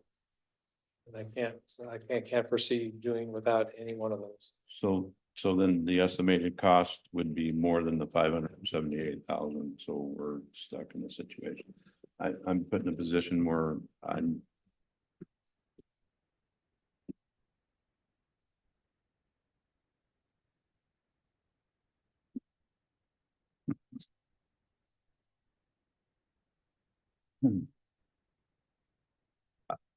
The cost would be enormously more than this, so I don't see why everybody can't vote yes, because it costs more. I don't know what. So yes. Very well, passes. Are you done? For stop now? Anything else? Okay, apologize for cutting you off. Very well, passes 3-2. Thank you. Moving on to item 19. Item 19, agreement OES. 1, make a public benefit finding. 2, authorize the board chair to execute agreement 04702405 with Nate's Tree Service for Cosgrove Creek vegetative management in the amount not to exceed $105,000 with a term from October 8, 2024 through December 31, 2024. And 3, approve budget transfer for the increase in expenditures in the OES budget by $105,000 and reducing general fund contingencies by the same amount. Requires a 4/5 vote of the board. Eric? Morning, Ward. How are you guys? I come to you today and asking for $105,000 to do some vegetation management within Cosgrove Creek. That'll go from basically the confluence at Silver Rapids with Calaveras River, which that corner lot is owned by CCWD, all the way up to Gold Creek, where the extensive flooding has occurred for the homes. I did get to go out and tour yesterday with Damon, the operations manager for CCWD, and they have committed that they're going to do their properties as well. There's some in the Gold Creek area, there's 2 big lots for the sewage input and then the confluence. So that because we're going to go ahead and try to move forward with this, they're going to do their properties as well. So it actually does have a additional benefit here. I'm not be true. Any questions? Questions on the board? Supervisor Stop. We've been over this a few times in the past. It's October. We only get 1 month a year for the permit for going through there. There is opportunity for extension. The extension's been hard to get in the past. We get put in a spot. There's been times when we started this, certain sections have gotten done. More often than not, they start at the top, work their way down. And District 5 portion of Cosgrove Creek, because it's not just through Gold Creek, it always goes down pretty much almost all the way to Silver Rapids that we need to clear. Almost. And we're left with vegetation areas in the past during flood years in my district, and partially some in some instances also in District 1. Not that matters which district, it should all be done within the month of time. We brought this up in the past. I've said specifically myself, we need to be proactive. October is fire season. It's one of the heaviest parts of the fire season of the year. So the chances of the CAL FIRE crew being taken off for a fire, I would say 90% plus. And that's a loss. I asked to have this, and I'm not pointing at OES. I mean, this is conglomeration of public works working through and with OES to get this done. These contract wasn't ready. All of a sudden we lose crew. How far are we into October in the permit already? And we don't have anybody out there working. We'll have to ask for extension. Maybe it's easier to get now. I know from my experience working with Fish and Wildlife, I've got a great relationship with them on my other job. I mean, we pulled the trigger on a permit last week that we're going to be doing the work on the 16th. And because we already got it, it's basically the template down. We just changed the year and the date that we're going to do it. And we always do what they ask. It's not a problem. It's a yes. So it's not hard to do. We've had problems in the past. I think it's probably gotten a little more streamlined here. But the problem, my point being is next year, before October, we have this contract before us in case CAL FIRE falls off. And I know Mr. Toffenelli has asked for it for years also. And we keep going through. It's like Groundhog Day. We're going through the same thing again. So are you talking about the 1602 permit, the alteration? Well, it says it doesn't even Street matter about the permit. Permit, we have to get to do the work. It's the fact that CAL FIRE is not there. And we're the 7th day of October. We have 3 weeks to get this done. These guys cost $105,000 because they don't work as hard as the prisoners do in getting it done quickly. So they cost far more and take way more time. And I honestly, and then, so the point is, we have to have this contract already on the books and ready to pull the trigger. Like, we should have already approved it in case CAL FIRE doesn't show up. I can bring this earlier next year. That's gotta be a thing. Keep in mind, this is just gonna reduce the risk as any waterway, we call them strainers, but any vegetation that piles up just raises the elevation because it can't go through the system. So I have dedicated a lot of time and will continue to dedicate a lot of time to find a permanent solution. But we do have to do something to reduce the risk this year. Absolutely. And I'm completely in favor of this. This is something we've been doing for quite some time before I was here. So the contract's got to be ready earlier. Supervisor Follander? I know this kind of got dumped on your lap, based off of what, Ben just said. One question I have, and this just doesn't go to you, maybe this is an admin question. Why are we not just going ahead when we put this up? This is a public finding, but I believe there was also another RFP that went out that still didn't get completed, related to goats. But why are we not looking at both of these contracts and going after a multi-year RFP or public finding, benefit to, to combat Ben's, I think, all of our concerns? We're going into another winter season again for at least as long as I've been on this board.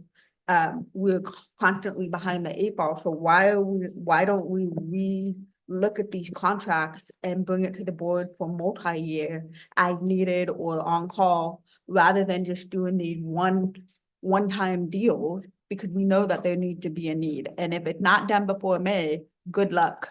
Or the We're codes, gonna yeah. have to go to one of these contracts, whatever that contract looks like. And so if we're gonna continue to be behind the 8 ball and this is gonna be the revolving door we're at, why aren't we just doing a multi-year contract?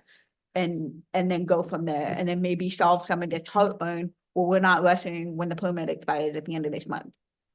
I think it boils down to trying to find a permanent solution. Honestly, I think in everything that I've read, there's been studies, there's been plans drafted. Back in 2005, there's 2 options that were $5-6 million projects to make a permanent solution that haven't gotten off the ground. And so I think that is the nature of why this is coming short. But Eric, yeah. can I make a comment? Supervisor Fallendorf, as Supervisor Stopper mentioned CAL FIRE. I think in the past, Public Works has looked at ways to reduce the cost of this clearing project. And so they've looked to CAL FIRE to do the clearing for the county because it is much more cost effective, as Supervisor Stopper mentioned. However, as Supervisor Stopper also mentioned, we have increasingly had larger and more fires in the foothills that have pulled those crews off. So they're not as readily available as potentially they have been in the past. So looking at doing a contract for a multi-year may be something that we should consider at this point, because we know that CAL FIRE is not as available as they have been in the past. As Eric mentioned, we've spent some staff resources looking for permanent solutions over the last couple of months as well.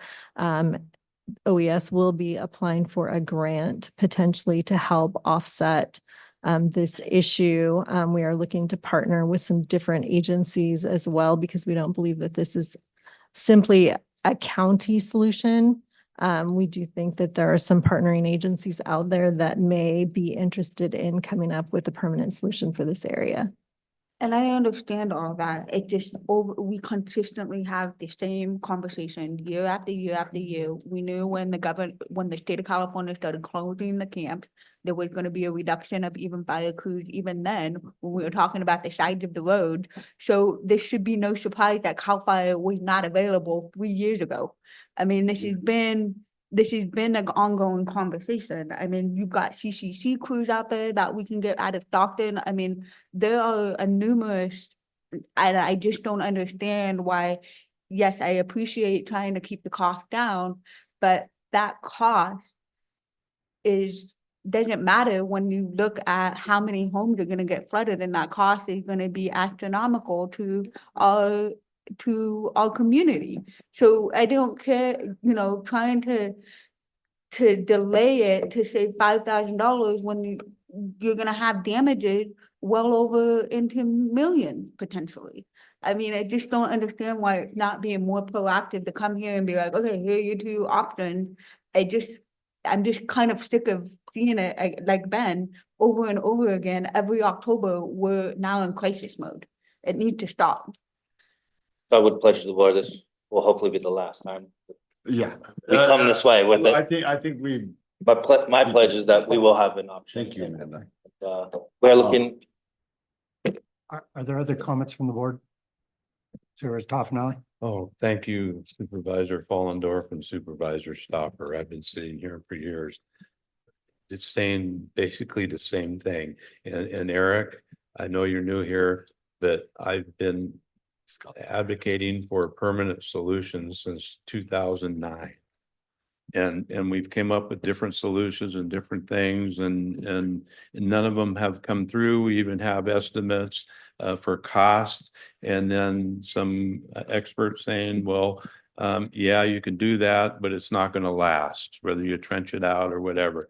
Eventually, it's in the 3 or 5 years, it's going to fill back in. So a permanent solution, whether you dredge it out or not, is not actually a permanent solution, because you're going to be spending millions more 3 to 5, 6 years down, because the sediment flowing down will do what's happened now. Those are some experts talking about it.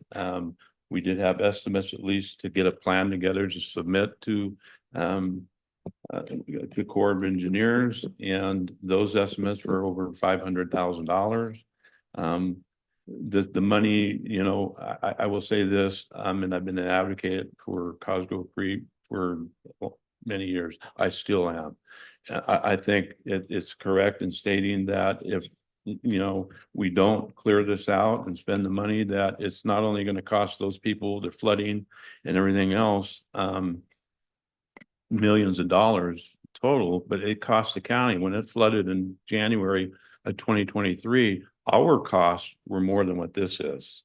We had a lot of costs that I think we're still waiting for FEMA to reimburse us on. So I appreciate everybody what they're saying, and I don't disagree. I'm in favor of doing this simply because of that. But a permanent solution, and one that we had spoke about earlier, there's been so many things talked about on this, so many different eyes on it, that there's so many different things. But the bottom line is, we have to deal, not this is Fish and Wildlife, but we do anything permanently to that creek is Corps of Engineers.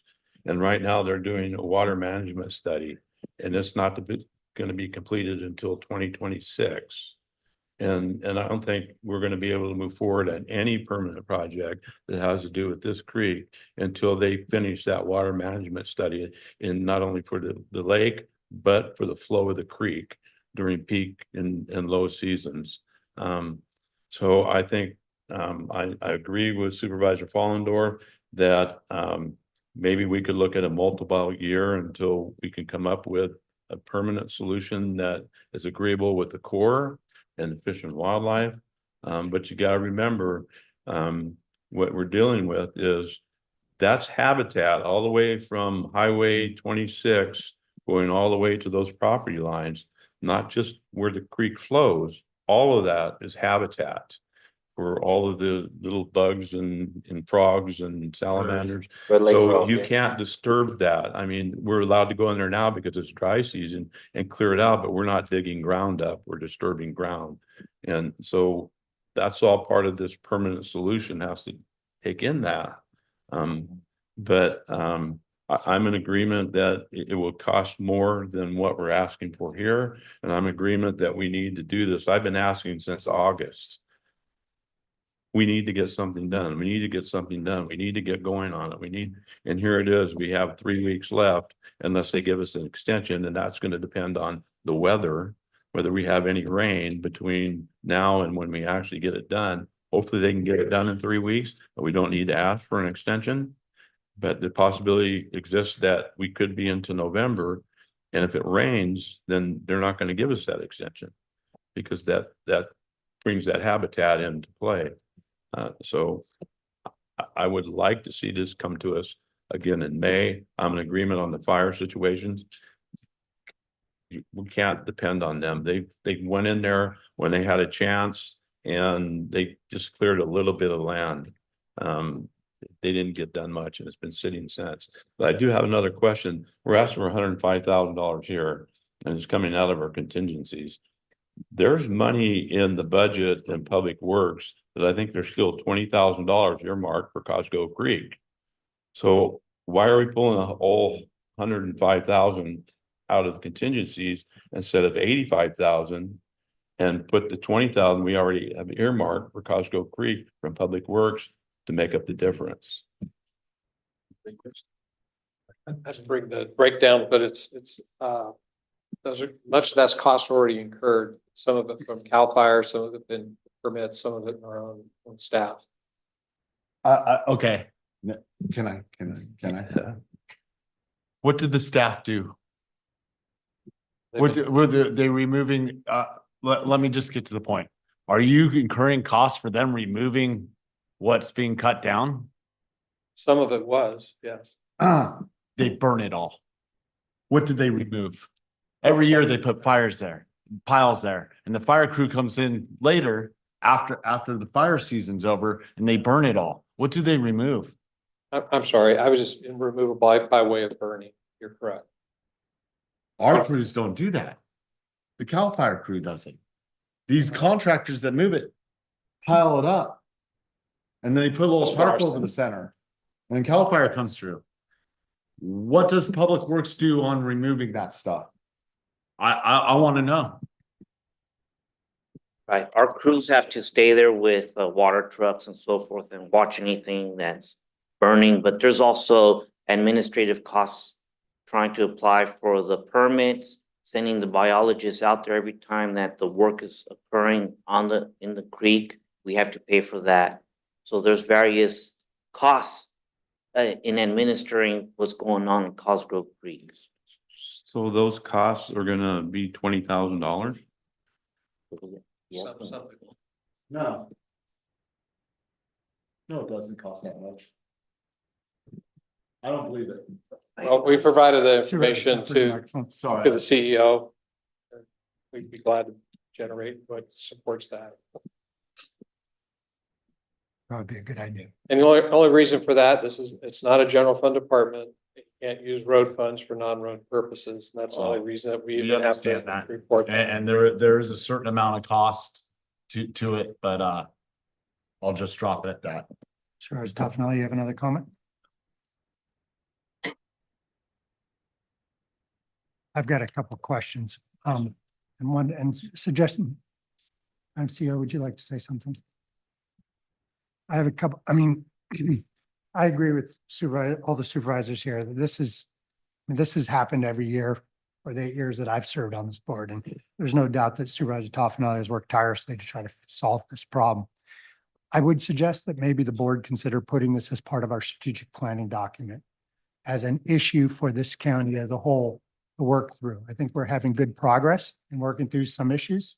And I would suggest that we add this to that because this is a problem that's existed, as Gary said, going back 20, 30 years. Nobody there is surprised when their house gets flooded. but we need to come up with a solution that's going to last. Because if we just keep piecemealing $100,000, $125,000 a year to clear this, it's not solving the problem. I would suggest that we put this on the strategic plan. I have a couple of suggestions, and I won't be here when this goes before the plan. And of course, I can attend as a member of the public, but I'll take my last word. I think we ought to really consider things like a regional park as a flood basin. We've discussed that historically. We have a park program going on. Maybe these are things we could kick around. Maybe we could kick around, and I know Gary's done a lot of this research already, flood control measures upstream to help out the folks downstream. I think we also have to take into consideration that we're spending $125,000 a year on private property, where every year we make a public benefit funding that all the citizens of the Calaveras County get to contribute to these homes and their safety. And we have to consider things like a community service district where people are responsible for their own land, or taking it over as a county, making it public land. We have to get creative and figure out how to solve this problem, or we're just going to keep paying. And if we paid over $100,000 over 10 years, well, that's $1 million. That's a pretty good start to a project if we put it together. And there's a lot of vehicles. So I would like to ask this board if they'd be willing to consider putting this on the strategic planning documents for the next year to really dig in deep and come up with some countywide solutions so that Gary doesn't have to carry this whole thing on his shoulders every year. Let me just say, please. I don't disagree with what you said, but it may affect those homeowners, but it affects the whole area because it floods the highway and it floods Hogan Dam Road, and it flooded Highway 12 last year too. And it flooded the trailer parks going up. So there was no way for them to get around, to get up there, coming up here. They have to come up to work here, they have to do it. So it's not just those homeowners that then they may lose property, but it affects a whole lot of people and their ability to get where they need to get in order to get to their jobs and get their money. So it was a disaster last year. It really was. And then again, the cost that we had to evacuate people in the county and FEMA has yet to reimburse. So there's a lot more to it than just that. And you know, with climate change going on, we have no control over it. You look at what happened on the East Coast with the hurricane there and the amount of damage that had. We don't know what's going to go forward. We don't know this year during the rainy season what's going to happen. So I'm in agreement with you putting on a strategic plan. There's been so many things about a park. We had some partnership that we were going to do and dig it out, and there's been so many things that have been talked about, but when it came down to a lot of it, it was the costs. The costs in the county. If you look at the former grand jury reports, there's very little, hardly anything on Cosgrove Creek, but year after year after year, it's the animal shelter, and then the DA's office has been on there, and we're struggling to have funds just to do those, let alone a big project with Cosgrove Creek. And I'm not against it. I agree with it. I think that a partnership, that we had somewhat of a partnership with CCWD on a piece of property they had there, that we could do something to relieve it. I'm all for that. If we can get some type of project together like that through the strategic planning, and then look at what available grants are available to go out and do that, I think that's a great possibility to do. So Supervisor, I'm sorry, Eric. Supervisor Stopper. I can support it going on a strategic plan, and and with that will give us a chance to discuss it in its entirety, because there's been a lot, as he said, and I have some history in it from the other side in those partnerships in the past, and opinions on how things went, and the fingers can go a lot of different ways, but we're building new relationships now, thanks to our CEO and other people working with those other entities. And just one thing, let's talk to the people up at the headwaters for Cosgrove Creek. Maybe we can do something up there in Spearman. Happy to help you do an inspection on that. Great. On the blackberries that the whole thing starts from. The blackberry bush that Cosgrove starts, which is, I can see from my window. Eric? I just wanted to brighten your days with some good October 15th is supposedly when the NOFO comes out, the notice of funding opportunities for two separate grants, FMA, which is under FEMA, and building resiliencies in communities, which is called BRIC. Both have some scope that we could utilize in this.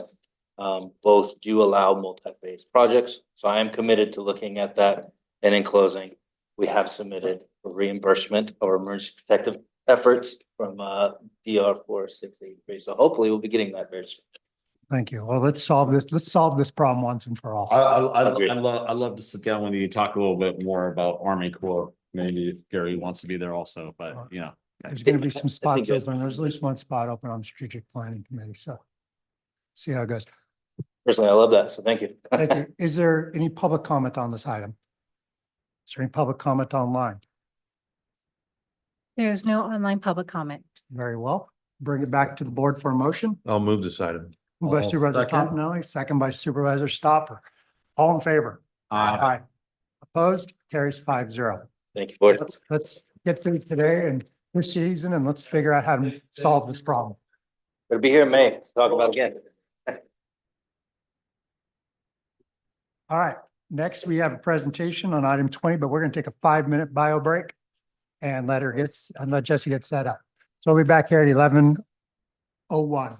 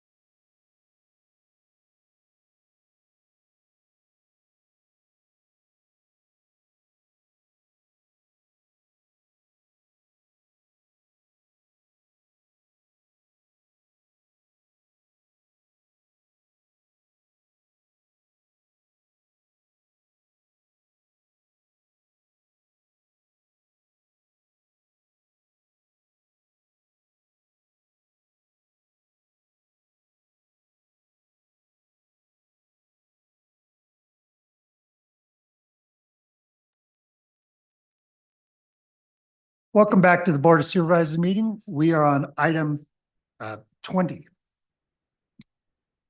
Item 20, informational item, agricultural. Receive a presentation on Calaveras County's 2023 agricultural crop and livestock report. Thank you. Ms. Fowler, welcome. The light doesn't turn on. Can you hear me? Is it on? Yeah. Oh, it is. Okay. Well, good morning, Chair Garamendi, honorable members of the board, CEO Hitchcock, and Councillor Edwards, Jesse Fowler, and the Agricultural Commissioner and the Director of Weights and Measures. I'm here to go over just some highlights, the crop report here. Good to go. We are good to go. Okay. Thank you. All right, so in accordance with section 2279 of the California Food and Agriculture Code, I'm here to summarize the submitted 2023 Calaveras County crop report. This crop report is compiled from the survey results we receive from the Calaveras County growers and the producers. The growers and producers' individual information is completely confidential, even from public records requests per section 6254E of California Government Code. So that's just a little plug so more people turn in surveys so we have better results. The information here is compiled to protect individuals' data and is represents freight on board prices at shipping, does not reflect the actual returns or the profits that are made. I wish to express my gratitude to those who provided the necessary information to make this crop report, and as well to my staff, in particular, Pauline Montemare, who couldn't be here today because she's actually in a training today, but she's the one who actually designs the crop report the last few years. She does an amazing job. She designed this PowerPoint as well. And I just wanted to point out, she kind of went a little bit above and beyond. She's put in a couple little Easter eggs on the front of the cover. I don't know if you guys noticed, but she put in the ore cart when you come into the county. And then she also put a little frog down at the bottom of the tree. So. All right. So the gross crop value was a little over $25 million in 2023, which was an increase of 18% over 2022. And just as a reminder, this value does not include cannabis numbers, as this is ultimately a federally funded report and cannabis is not a legal commodity at the federal level. So starting with the top three commodities in order. Number one, not surprisingly, is cattle, as it is for pretty much every year, last quarter of a century. Total value there was a little over $13 million. And the number of head was fairly flat between 2022 and 2023. Cattle's overall weight was down, prices were up. So that led to that little tiny 1% increase in value. Timber was the second, as you see, so a little over $3 million. Just a little bit of a comeback as far as the increase at almost 3,200%.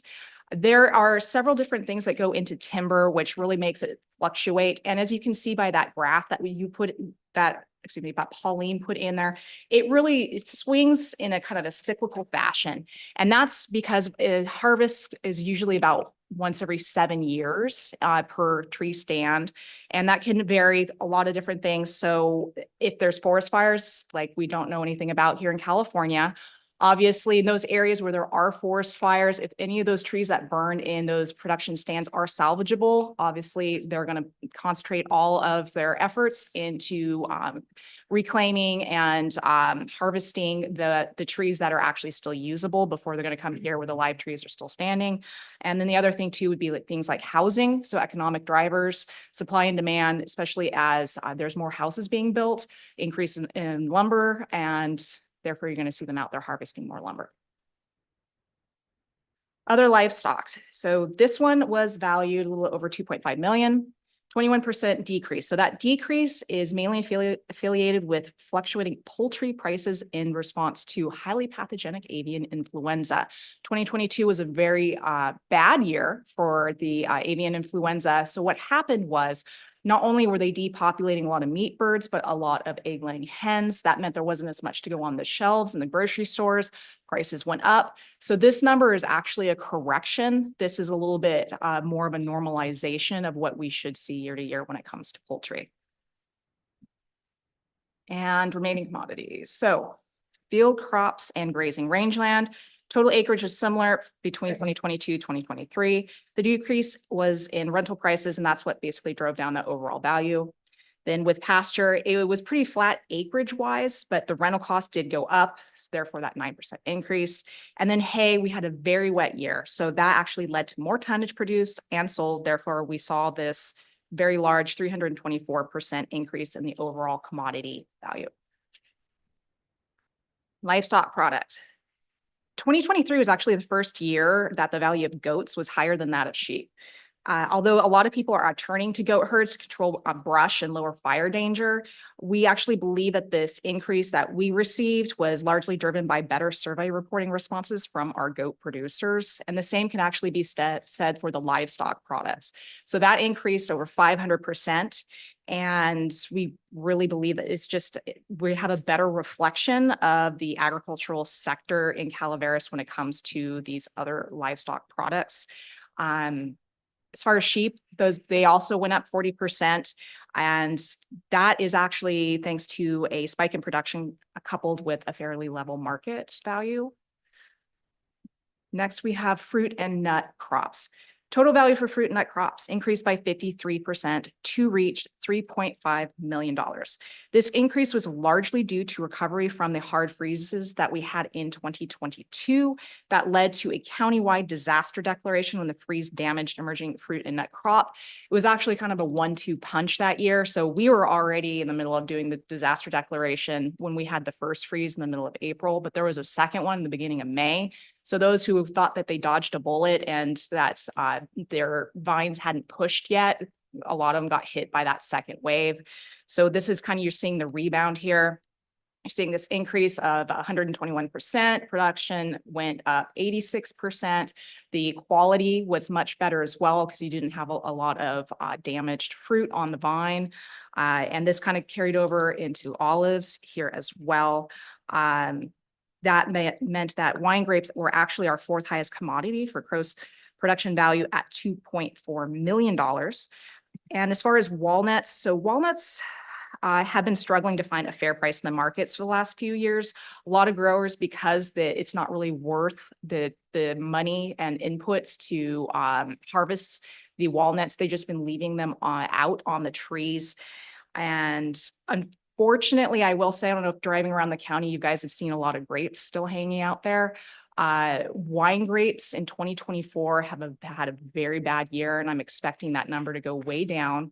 There is a glut on the market, and there's also less demand at a consumer level for wine products. So unfortunately, a lot of growers haven't been able to get contracts for their fruit, and that's why you're still seeing it hanging out there. And I think we're going to definitely see that reflected next year. Miscellaneous, so apiary honey, that one prices decreased, but that was a statewide trend, so nothing unusual in Calaveras. And the nursery, pretty stable between 22, 23, 10% change, not really a big change. All right, cannabis. So cannabis, the total value for 2023 was $29.9 million. This represents a 46% increase over 2022. So why? There were more active licenses grows in 2023 at 131, as opposed to only 100 active licenses used in 2022. This isn't indicative of more people growing. This is actually just a lot of the same growers using multiple licenses to expand their actual production areas. Production was up, but some of the prices were way down. As you can see on here, trim was down 65%. And again, there was some market saturation. As you can see, it increased yields of over 300%. Beyond this, cannabis production varies widely from year to year. There's a lot of different inputs that can change from year to year. So how many are doing outdoor grow versus an indoor grow, number of harvests per year, the market saturation, the demand, even the strain, if they're growing indica versus sativa. And then the other things too is this is a fairly new industry and has changing regulatory requirements, large overhead costs. And then there's also a large fluctuating employee pool. That also coupled with that there is a lot more inputs than a conventional crop, including there are vastly reduced pesticides that are approved for use on cannabis. And there is a lot more manual labor going into the actual plants themselves. Plus, there's also a needed security clearance for those employees. Therefore, you're going to see a lot of variation year to year for cannabis. All right. Department summary is just kind of some of our little widgets as far as what we're doing activity-wise within our departments. We have 13 different mandated programs within our department and 2 non-mandated. So these are some of the larger ones. So pest exclusion, these are activities to keep non-native invasive pests that are injurious to agricultural, landscaping, ornamentals, natural resources out of Calaveras County. We performed a total of 319 inspections in 2023. Pest detection, that's basically going to be like our bug trapping program. And that's where we proactively place traps, keep key species of concern, for key species of concern, and make sure that they don't become established in the county. We deployed 493 traps in Calaveras and checked them 2,150 times. And again, just as a little bit of a snapshot as far as why pest detection is important. Last year, there was a massive amount of, especially oriental fruit flies, but exotic fruit flies found in California. I don't even know what the cost is, but I'm sure it must be vast if they pulled over in Southern California, where they actually had to pull fruit off the trees because they kept finding. So clearly they were reproducing in the natural environment there. They pulled over 1 million pounds of fruit from residential neighborhoods, and they had to bring in scores of people from like state, county, I mean, CCC. I mean, it was crazy the amount of input just to try to get this pest out before it became established. All right, direct marketing. So this includes farmers markets and the certified producers who sell there. We conduct site visits to ensure that what is being sold is actually produced locally. Weights and measures. This is, besides pesticides, one of our largest programs. This is a program where we annually test any commercial used weighing, measuring, or counting device. This ensures a fair and equitable marketplace for both the buyer and the seller. So last year, we tested 863 devices. All right.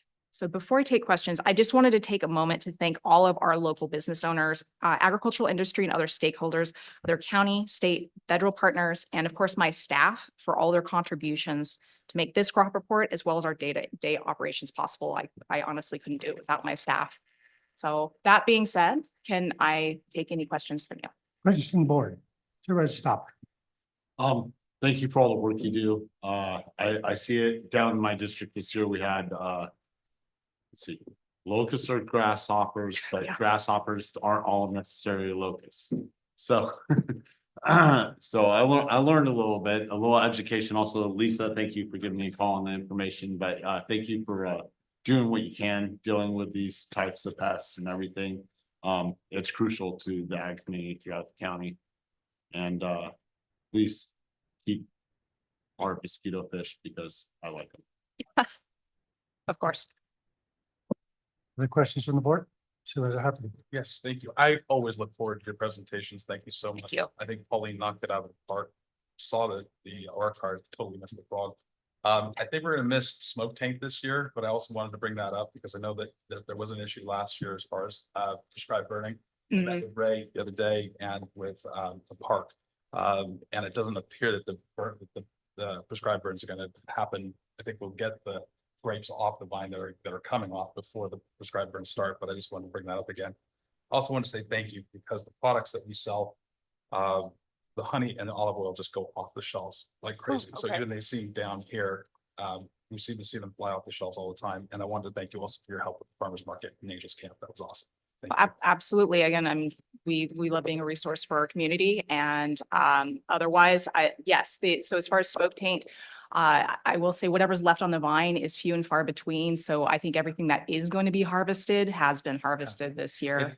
I think California is 35% down in wine overall, and it's a huge concern. Yes, absolutely. Yeah, my husband's a winemaker, so I have a little insight on the trends. But yeah, he's just like pulling out his hair.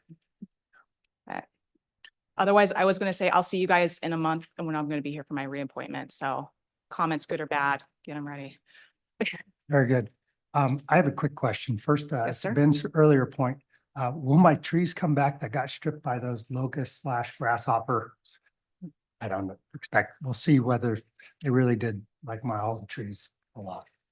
But my question is, and we discussed this a little bit yesterday, and thank you very much for your time yesterday. The CDFA, I mean, we have to bifurcate this report. Yes. We have roughly 25 million in gross. We've got roughly 29 million in gross estimated receipts for cannabis. Correct. So the report doesn't accurately reflect the total agricultural industry. I mean, cannabis dwarfs every other commodity.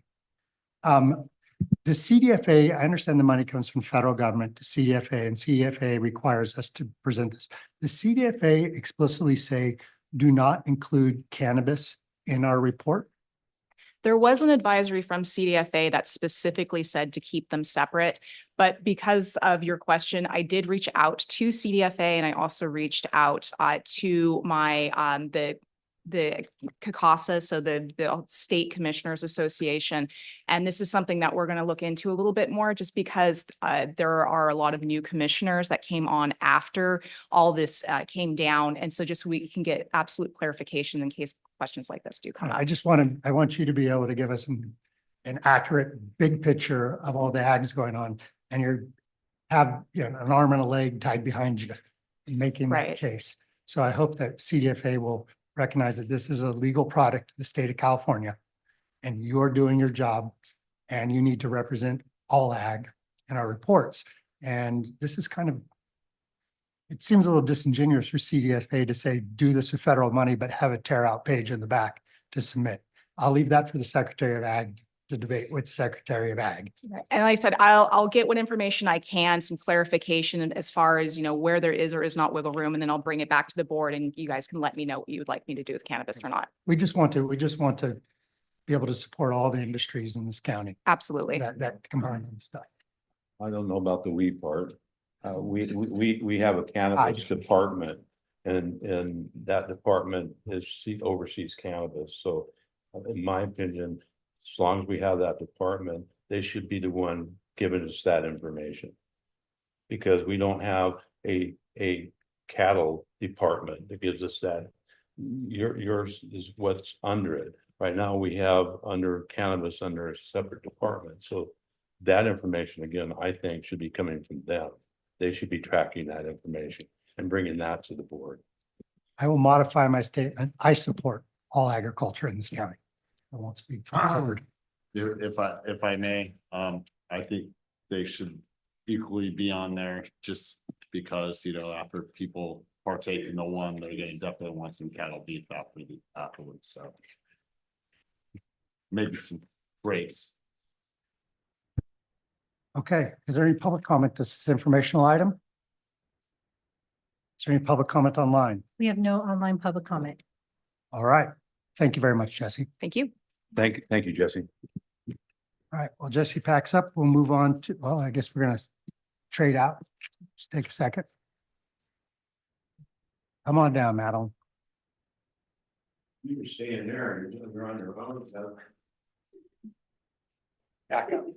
Thank you, Jesse. Oh, he is taking back. I full confidence. Oh.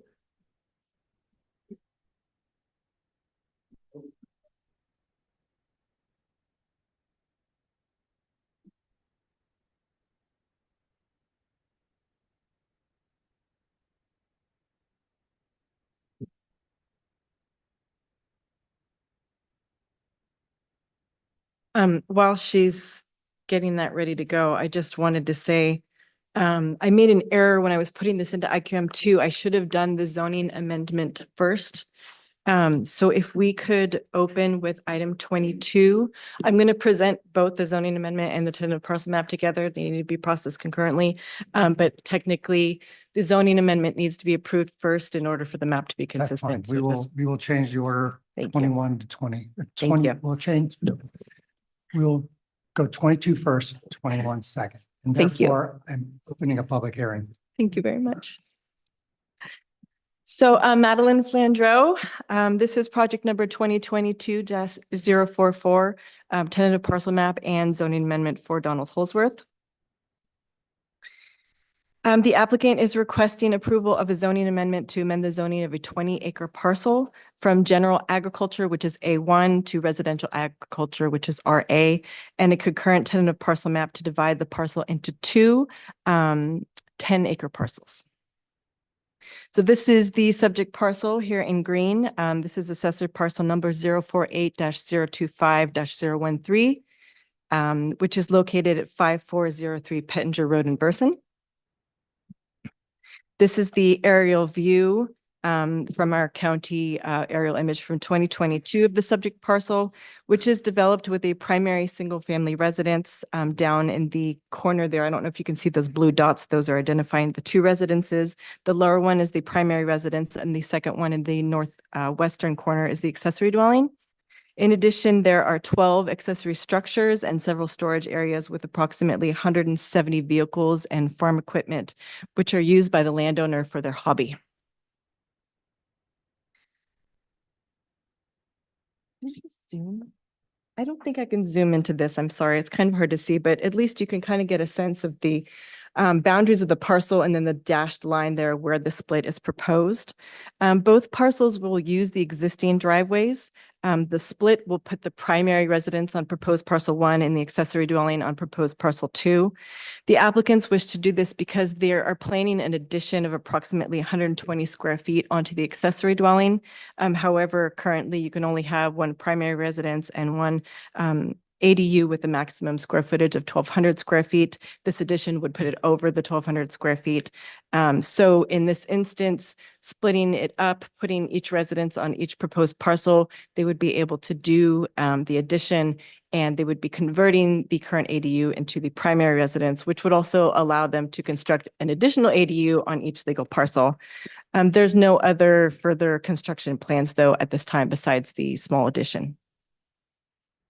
The original application requested to amend the zoning to RR and to subdivide the parcel into 4 5-acre parcels. However, due to the presence of the California tiger salamander, which was found in the on-site pond during the biological assessment fieldwork, the applicant amended their map to just divide into 2 10-acre parcels in order to remove the need for an access road. With this current proposal, they can just use the existing driveways with no additional improvements. The project site has a general plan land use designation of rural transition B, which is shown here in light blue. I don't know if you can see that little arrow that's pointing to the parcel. This designation is for existing rural neighborhoods. And the current zoning is A1, as I stated, which is shown here in bright green. The areas that are colored burnt yellow are RA. The amended request to rezone to RA is more consistent with the adjacent parcels. As you can see, there are no RR zone parcels in the immediate vicinity. And the RA zone also allows for more small scale agricultural uses of the proposed parcel, excuse me. This is the view of the current southernmost driveway that accesses the primary residence and the northernmost driveway that goes to the ADU, which you can see in the background. This shows there are several vehicles in storage. And this is the on-site pond in storage. Being stored, yes. Thank you. And this is the on-site pond, which is in the northwestern corner, adjacent to the driveway that goes to the accessory dwelling.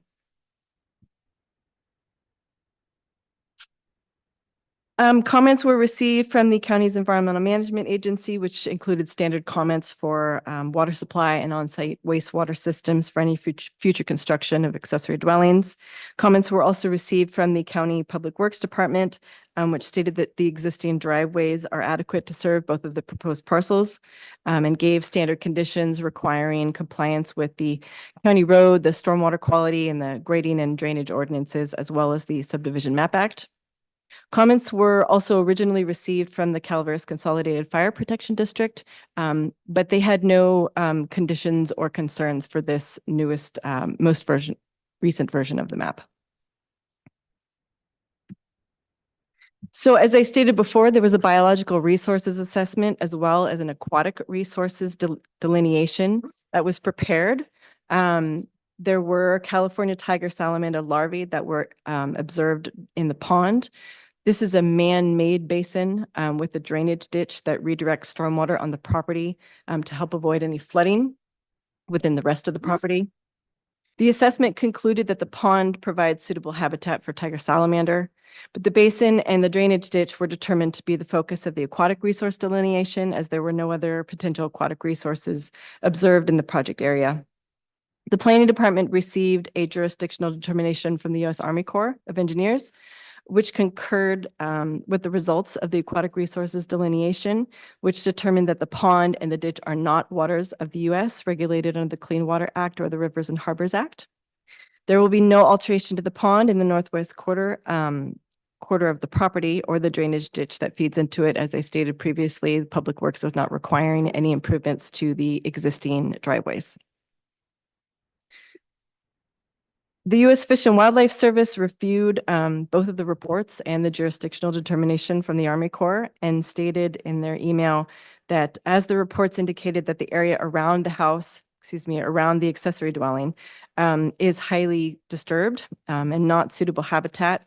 And there are conservation measures that were provided from their biological consultant to avoid impacts to tiger salamander. They concluded that it's reasonable to assume that take of these species will not occur. So pursuant to the California Environmental Quality Act guidelines, an initial study and mitigated negative declaration was prepared and distributed for the 30-day comment period from June 28th to July 28th, 2024. There was a letter that was received from Caltrans with standard comments that did not apply to the project. No comments were received from the public or the adjacent neighbors. Potential impacts to the habitat for the California tiger salamander and to the western spadefoot toad were identified, and there's a mitigation monitoring and reporting program that was prepared and accepted by the applicant, which is incorporated into the conditions of approval for this project, which reduces the potential impact to less than significant. There was a public hearing before the Planning Commission on September 12th this year. The commission approved both resolutions 2024-015 and 2024-016, which are in your attachments, recommending the board amend the zoning of the subject parcel to RA and approve the tentative parcel map. And there were no public comments given at the hearing.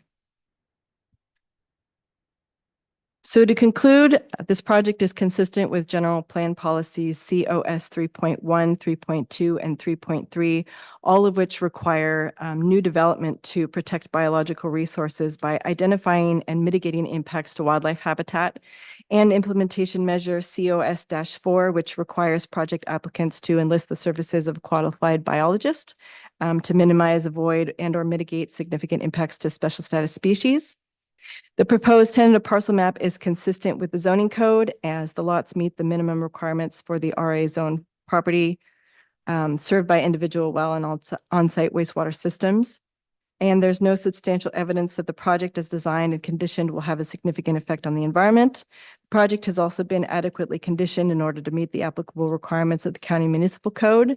And there were no concerns from any agencies and no comments were received in objection to the project from any of the adjacent landowners. And that concludes my presentation. The applicant's daughter, Lindsay Spur, is here, who has been the agent for processing, if you have any other specific questions about the parcel. Thank you. We'll continue we are in a public hearing. Would the applicant like to make a statement? Very well, sir. Any public comment that would like to make a statement? All right. Questions before I close the hearing and bring it back to the board for a motion? Questions appear? Supervisor Toffenali, your district. We've had discussions with the owners and they understand the difference from A1 to RA and what they're allowed and can do in A1. RA is different zoning and what they can and can't do. Yes. They're aware of it. Yes. Okay, because I'm looking at some of the pictures and that's maybe okay on A1. But when you go to RA, there's some restrictions on some of the things that could be going there. With regards to the equipment that is on site? Some in the number of vehicles that are there. You're now a residential ag. Correct. You're not. Correct. So the number of vehicles hasn't changed a whole lot over the years. I'm not sure when the Holsworths purchased this property. I believe it was in the 80s, 86. There was a code case that was opened, I want to say 10, 15 years ago, that was closed. So the original case, the letter to the landowner was requiring that they remove the vehicles. And then after further discussions between the landowner and code compliance, the determination was made that as long as they were just using it for their hobby, and that you could not see any of the vehicles from the road, the case was closed. And because the case was closed and they're using it as a hobby, it sort of falls into a permitted use as long as they're residing on site. Even though it's changing to RA. Because I'll say this, you may have not got any complaints, but I have got a couple complaints between yesterday and this morning. And that was concerning vehicles. I don't know that the change in RA from A1 would affect the vehicles. There are some limitations on what they can do from an agricultural perspective between A1 and RA. But the abandoned or unused vehicles would apply the same to either zone, as far as I'm aware. Okay, and the number of vehicles was on a 20-acre parcel. Now they're splitting it to 2 10s. So that would change some of what you were saying back was because it's no longer a 20-acre parcel. Yes. So, and I'm, so I'm just questioning it now before we move forward. Yeah. Because I've got a couple of complaints about it being to RA and now 2 10-acre parcels. So. Okay. Okay. It's not that I'm not against it. I just want to make sure they're aware there could be some things that they could be facing maybe. I don't know. Yeah. Okay. All right. Public comments online, the hearing? We have no online public comment. All right, I am closing the public hearing and bringing it back to the board.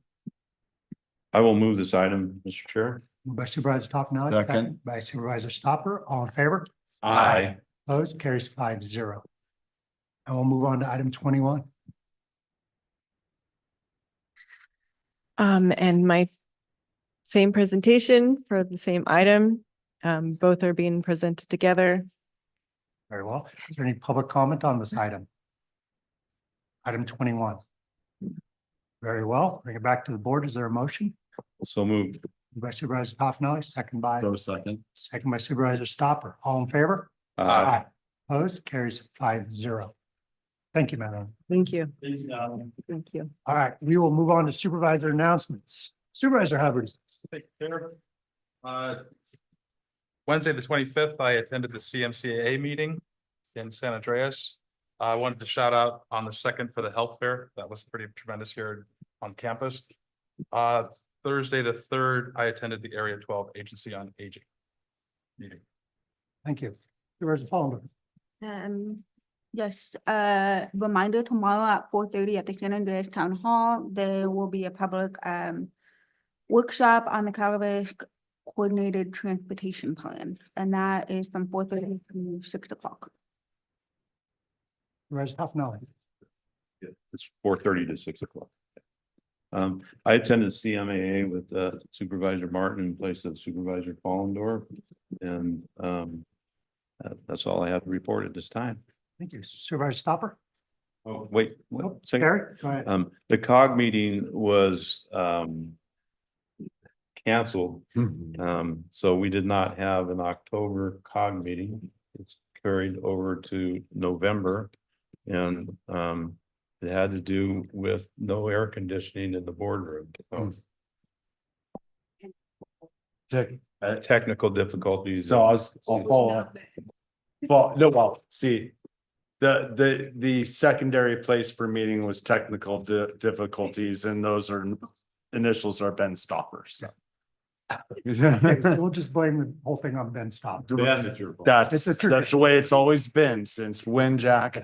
So Since we'll you go with first got to Mokel as a kid. that. Other than that, my other. It's the truth.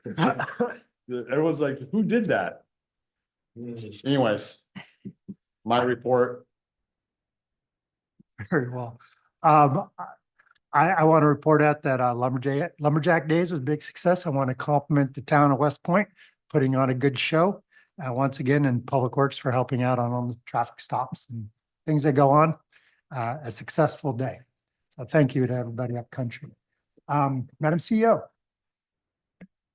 So Supervisor Hubbard, you mentioned our health fair. I'd like to give a shout out to our Human Resources Department. They put a ton of time and effort into that. It was a very successful event, including we were able to provide flu shots for our employees for the upcoming flu season. So I feel like that was very worthwhile. Thank you. Madam Council. Madam Clerk. Yep. Susan. I have one more comment. Supervisor Toffenali. We talked about, next meeting here, and we were gonna donate, and do a thing like we did last year for, the Resource Connection and a little bit of competition with the clerk's office. Last year, we all gave $100, and then admin took and went and bought all kinds of food for us on display. So, and we all, I think, gave $500 from our accounts. Is that correct? Right, from the board And discretionary that was funding. just a monetary, That was a check. check, monetary check. So are we all still in favor of doing all that? We discussed with Food Bank, I think it's a great idea. They would prefer cash versus purchases. They feel they could get more bang for their buck. So it's not as impressive, but Okay, but we have a competition with them, so Okay. that's why I thought we would give them a $2,500 check and then but it's up to the board, whatever you guys want to do, it's fine with me. I will try and buy some food, put it out there. I would, Supervisor Hubbard, did you? Let's give cash. I'm gonna stick with what they need. I hate abdicating a victory. Okay, so then here's what I'm gonna do. If we're all gonna give cash. I'll secede to the clerk's office and. We need to come up with a theme then, a different theme for decoration. Here's what I thought, maybe, then if we're gonna do that, which is fine, that's, I can get a bunch of play money and just throw a bunch of play money down there. We could attach all the dollars to us and then they have to come pull them all off or something. Sorry.